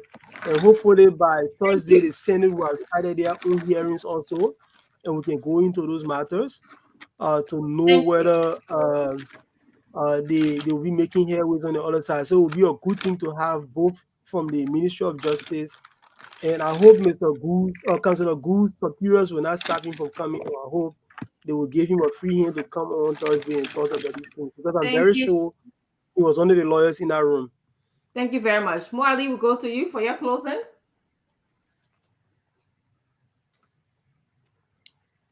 Thank you. And I know that I've received so many calls. Moali, don't respond to that. Moali, don't respond to that. When something involves a character you've built over time, sometimes you feel compelled to respond. And when people sit and disrespect other people, you call a full-grown woman child, somebody in their 20s. Say that child. You are beyond a child, a bot. Maybe the first thing we should start doing is to start educating people not to lie on men. The second thing is, Dr. Richardson, and I'm not angry, you have grandchildren, for example. I have no grandson. You got one grandson from a daughter who is not in her 30s, who is not in her 40s, but in her early 20s. She's a woman. She's not a child. Will you say she's a child? If somebody in that 20, you call them child, you're disrespecting another woman, especially a woman of childbearing age. And you encourage other people who come on the show to disrespect that woman as well. You are feminist, you are advocate to encourage other people to disrespect a woman of childbearing age. Only because you want to denigrate Mo Ali, you want Mo Ali to appear like, oh, Mo Ali can go behind child. Where in this world, 20, 21, 22-year-old woman is a child? Because when you say that, Dr. Richardson, you encourage other people to disrespect the young woman. If somebody did that to your child, they say your child is 20, 21 and she has a child, and people make it look like she's underage and her child, they denigrate her on the show, you never feel good. And so something that does not suit you, don't let it on another person's daughter, because that person is a full-grown woman. 21, 22, child. In this country, people can be 20, they get married. They can be 18, 19, 20, 21, they get married. In fact, people like to get married at those ages because they want to have their children, you know, to live to see grandchildren like you. When you do that to another person, you are disrespecting the person. You're making the public to bully the young lady. If I were you, you would not be saying this, because every time you say the young lady gets bullied, the child gets bullied. If somebody did that to your daughter, you would not love it. Thank you, Mo. And I think you stop that. You should stop that. Stop calling the young lady child when she's more than 20. Because when you do it, you encourage other people to bully her. Nobody will do it to your daughter.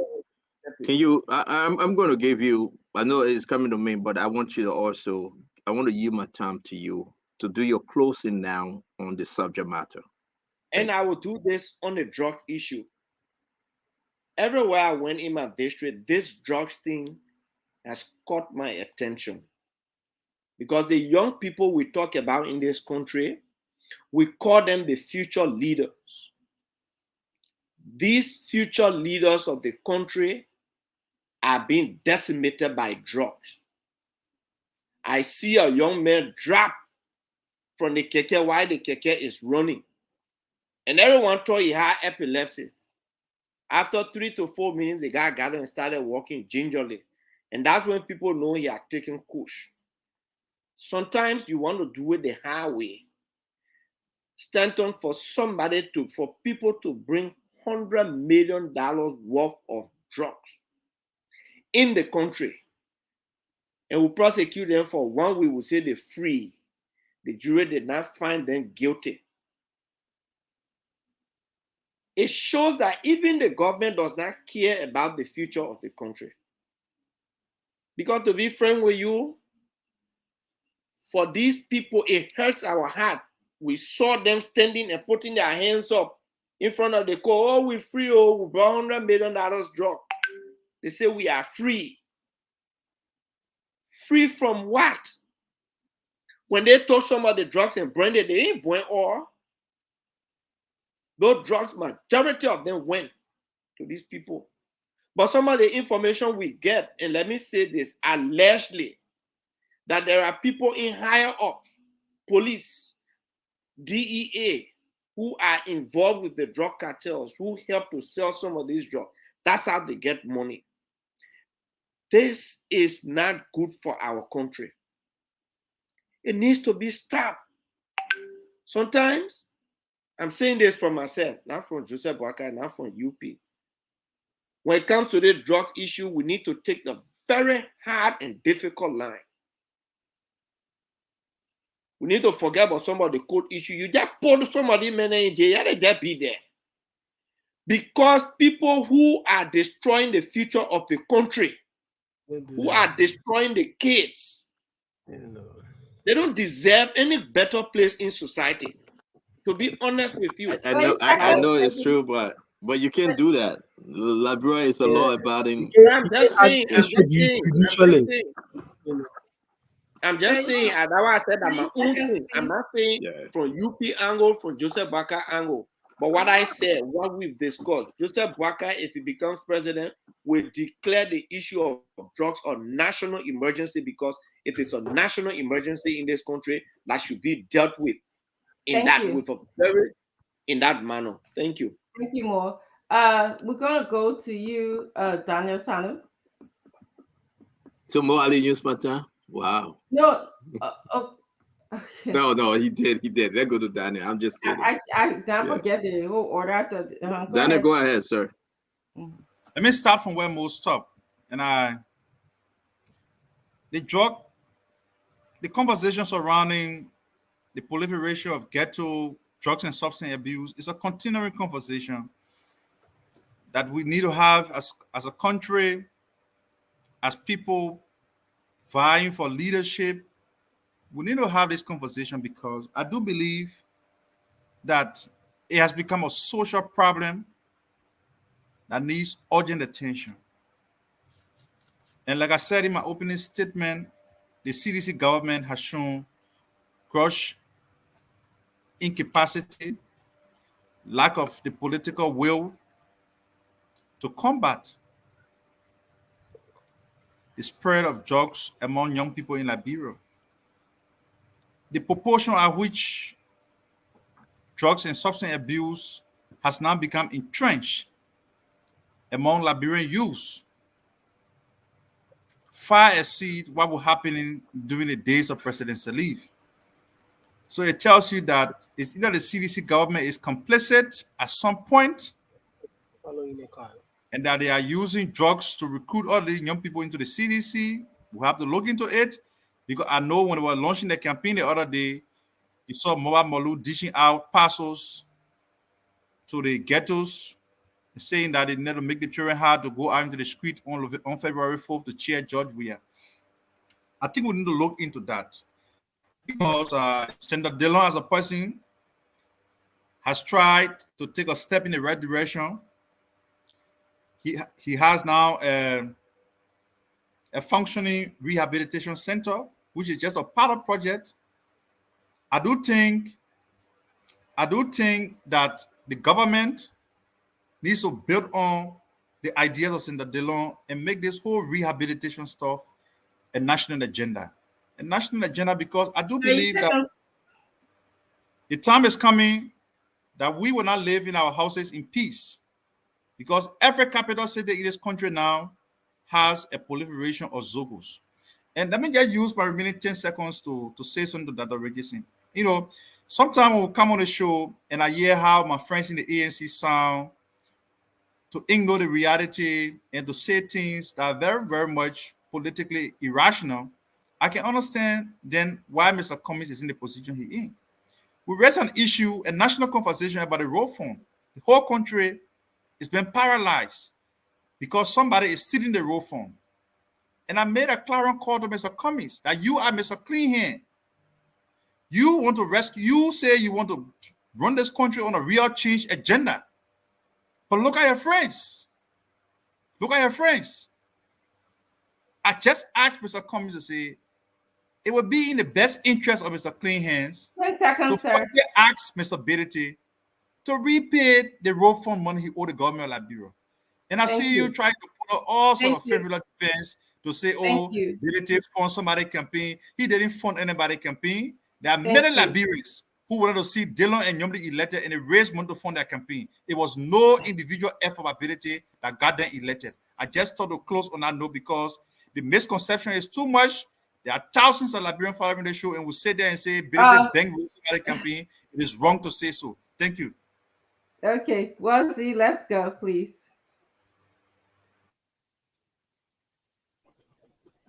Let me quickly say thanks to all our viewers and those listening to us via radio, and to also speak to, the point that the caller raised on the show that sometimes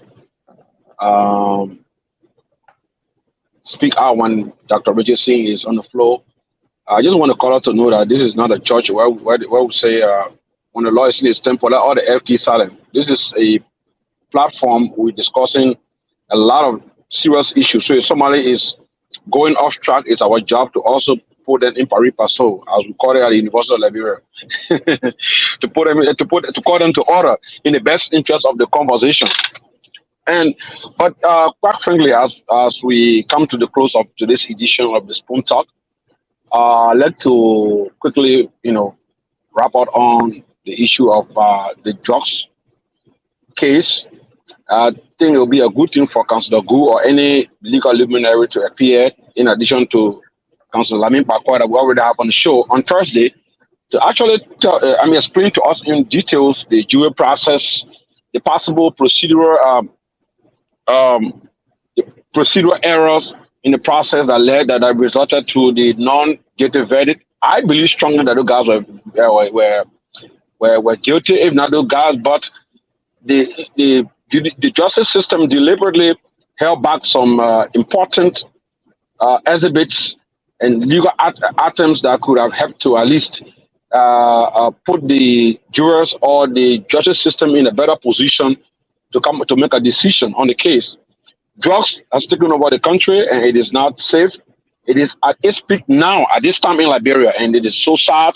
Some of us who are on record for being, key proponents of this regime are very much embarrassed, even here where we are in the diaspora. And I'm calling on President George Weah to take action immediately before hell breaks loose and then we all start to regret. So on the issue of the call on the issue of the call made by the senators, I want to commend those opposition senators. Look, this is about the country. It's in the best interest of all of us when we hold those who are in charge of different sectors responsible. With our political motives, but let them come and clearly investigate.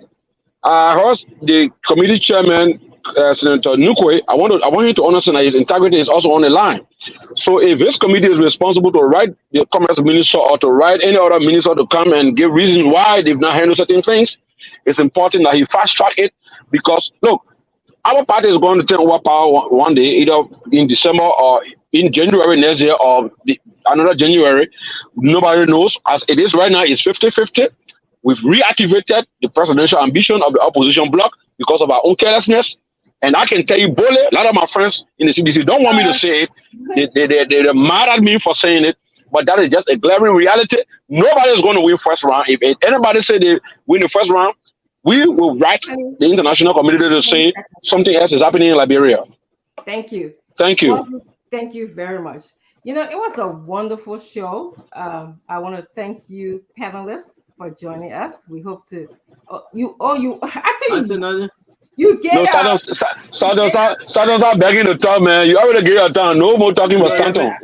Dr. Richardson, you will go last. Let me just highlight. Please remember tomorrow. Stanton, you hijacking? No. I'm just trying to give a quick announcement. Tomorrow we're going to be having, how you call him, Senator Smith from Riverside. Okay. The rule fund issue and other national issue. Please tune in. It's very important for you to listen to what he have to say. And Thursday, you just heard, we have confirmed Councillor Go. That's him, right, Dr. Richardson? Yeah.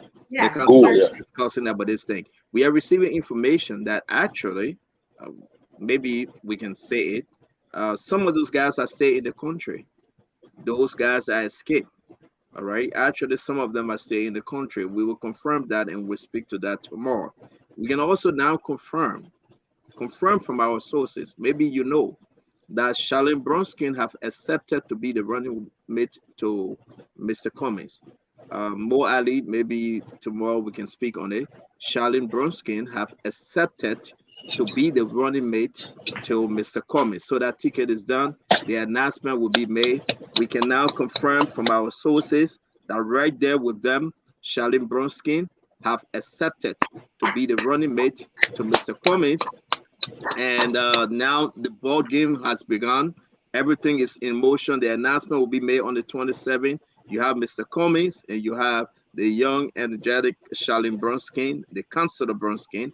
She would be on the ticket with Mr. Cummings. So as we all these announcements, they are very great. You have Josh Manawia, Joel Howard Taylor. You have Jose Yema Boyka, Jeremiah Kuhn. Now you're going to have Mr. Alexander Cummings and Charlene Brunskin. Tomorrow we'll be discussing the important, what make this ticket to Mr. Cummings so important, the pros and the cons, and we'll Quickly, Charlie Brunskin can speak Bassa. I don't know. Whenever I talk to her, she speak English. I don't know. I just want to give this announcement because that Richardson Jalen Broskin can speak series in my man, you're in darkness. So we want to say that to Richardson. These are the announcements we have for you tomorrow. We'll be discussing further on the importance of Charlene Brunskin joining the Mr. Cummings as his running mate. Guys, that's the announcement. Thank you, Dr. Richardson. Thank you so much for the announcements. Stay tuned. Come back tomorrow. I actually want to just thank our viewers, our audience, the callers, the commentators. We appreciate you being here today, and we hope that you follow us tomorrow. A couple of things I'd like to say. One, I want to talk to Mo Ali, and unfortunately, he is not showing his face here, but I want to correct something. As a psychologist and someone who has studied human behavior, I know there's a difference between chronological age, developmental age, or biological age. You see, my own brother from Kidman County, my dear friend, Mo Ali wouldn't know that. He's been stuck in Liberia, so he doesn't know, how people are trending and life is changing. And of course, he doesn't know updated information. The second thing, he went personal. He mentioned my daughter having a child or grandchild that I love so much, and I brag about him on this show. The good thing about this, Mo Ali is not in this country to ask my daughter to have an abortion. The good thing about this, Mo Ali is not in the country, or the likes of Mo Ali is not in this country to ask my daughter that we pay her tuition. The good thing about it, my daughter came from a home such as mine.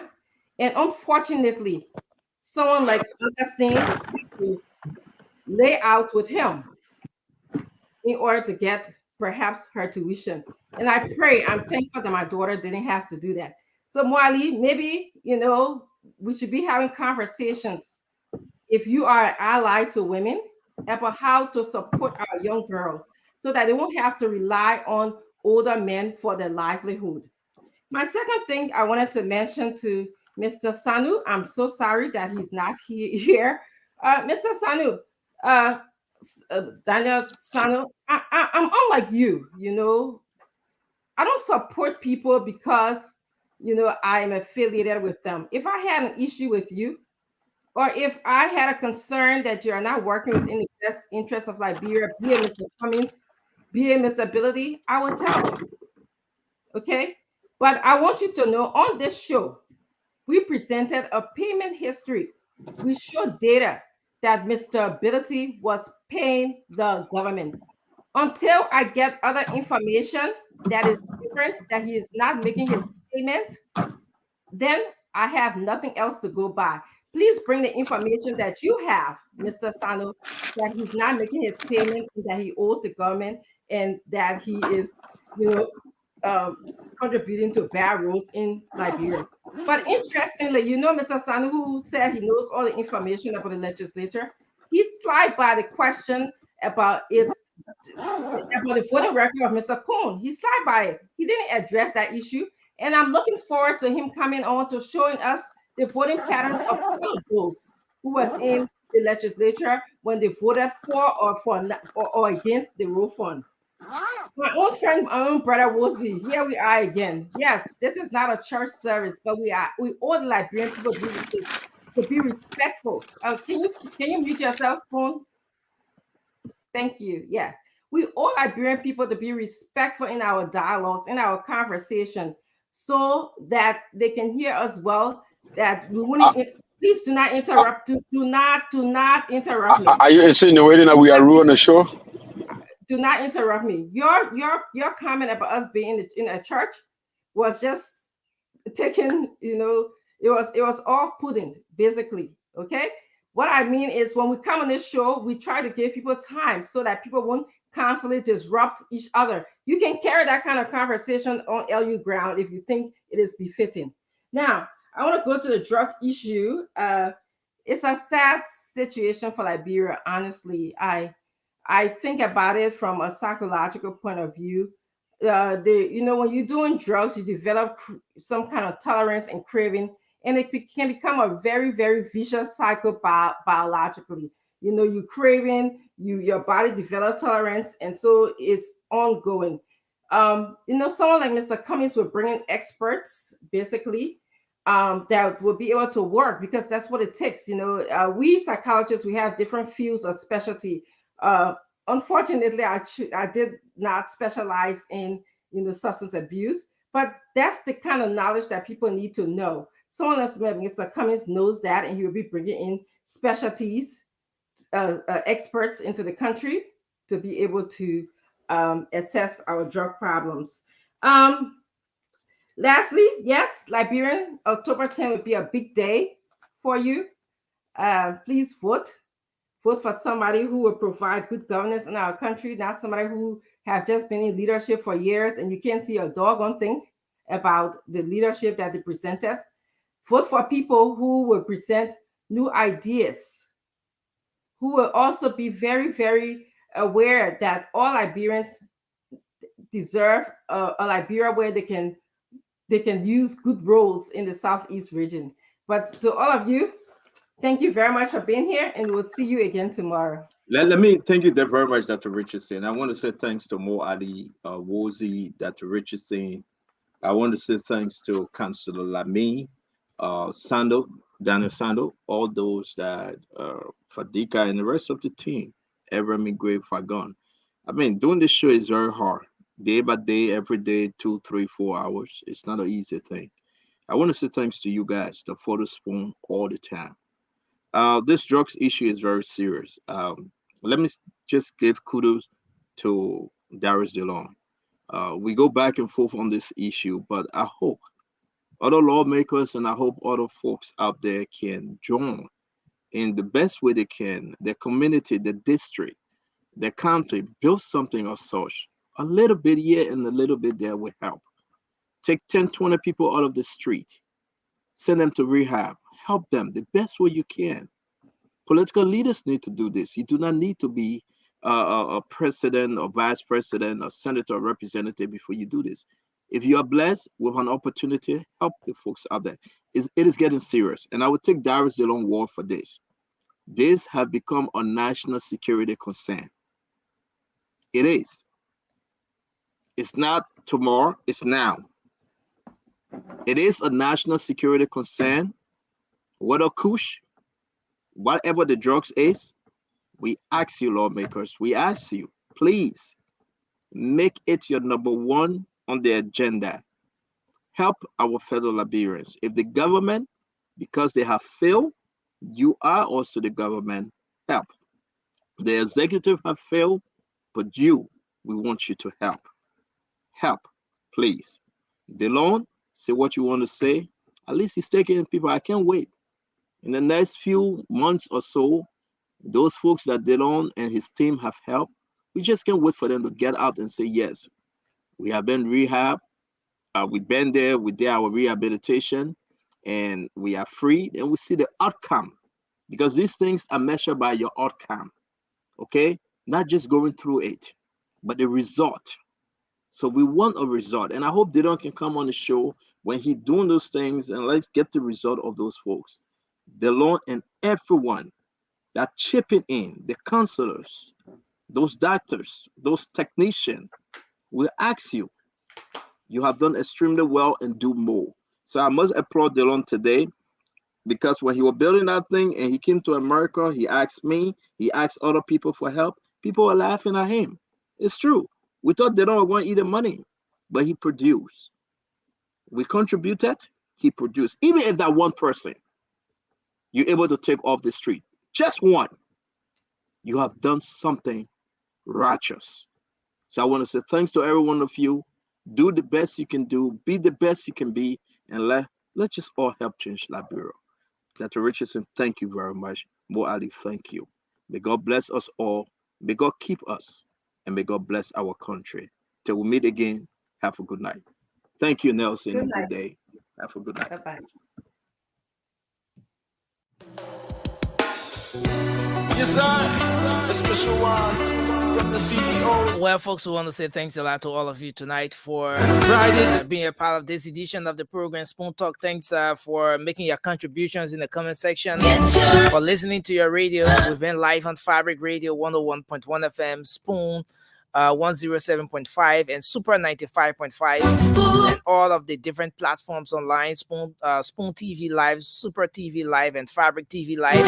We're also live on YouTube. You can follow the YouTube page, Spoon Talk Live, and you'll be able to catch the program from YouTube as well. My name is Nelson Colette. James Goodefloma has been here. Together we've been coordinating from the back end. Have for yourselves a good night. Bye-bye. Spoon gonna tell you what is happening.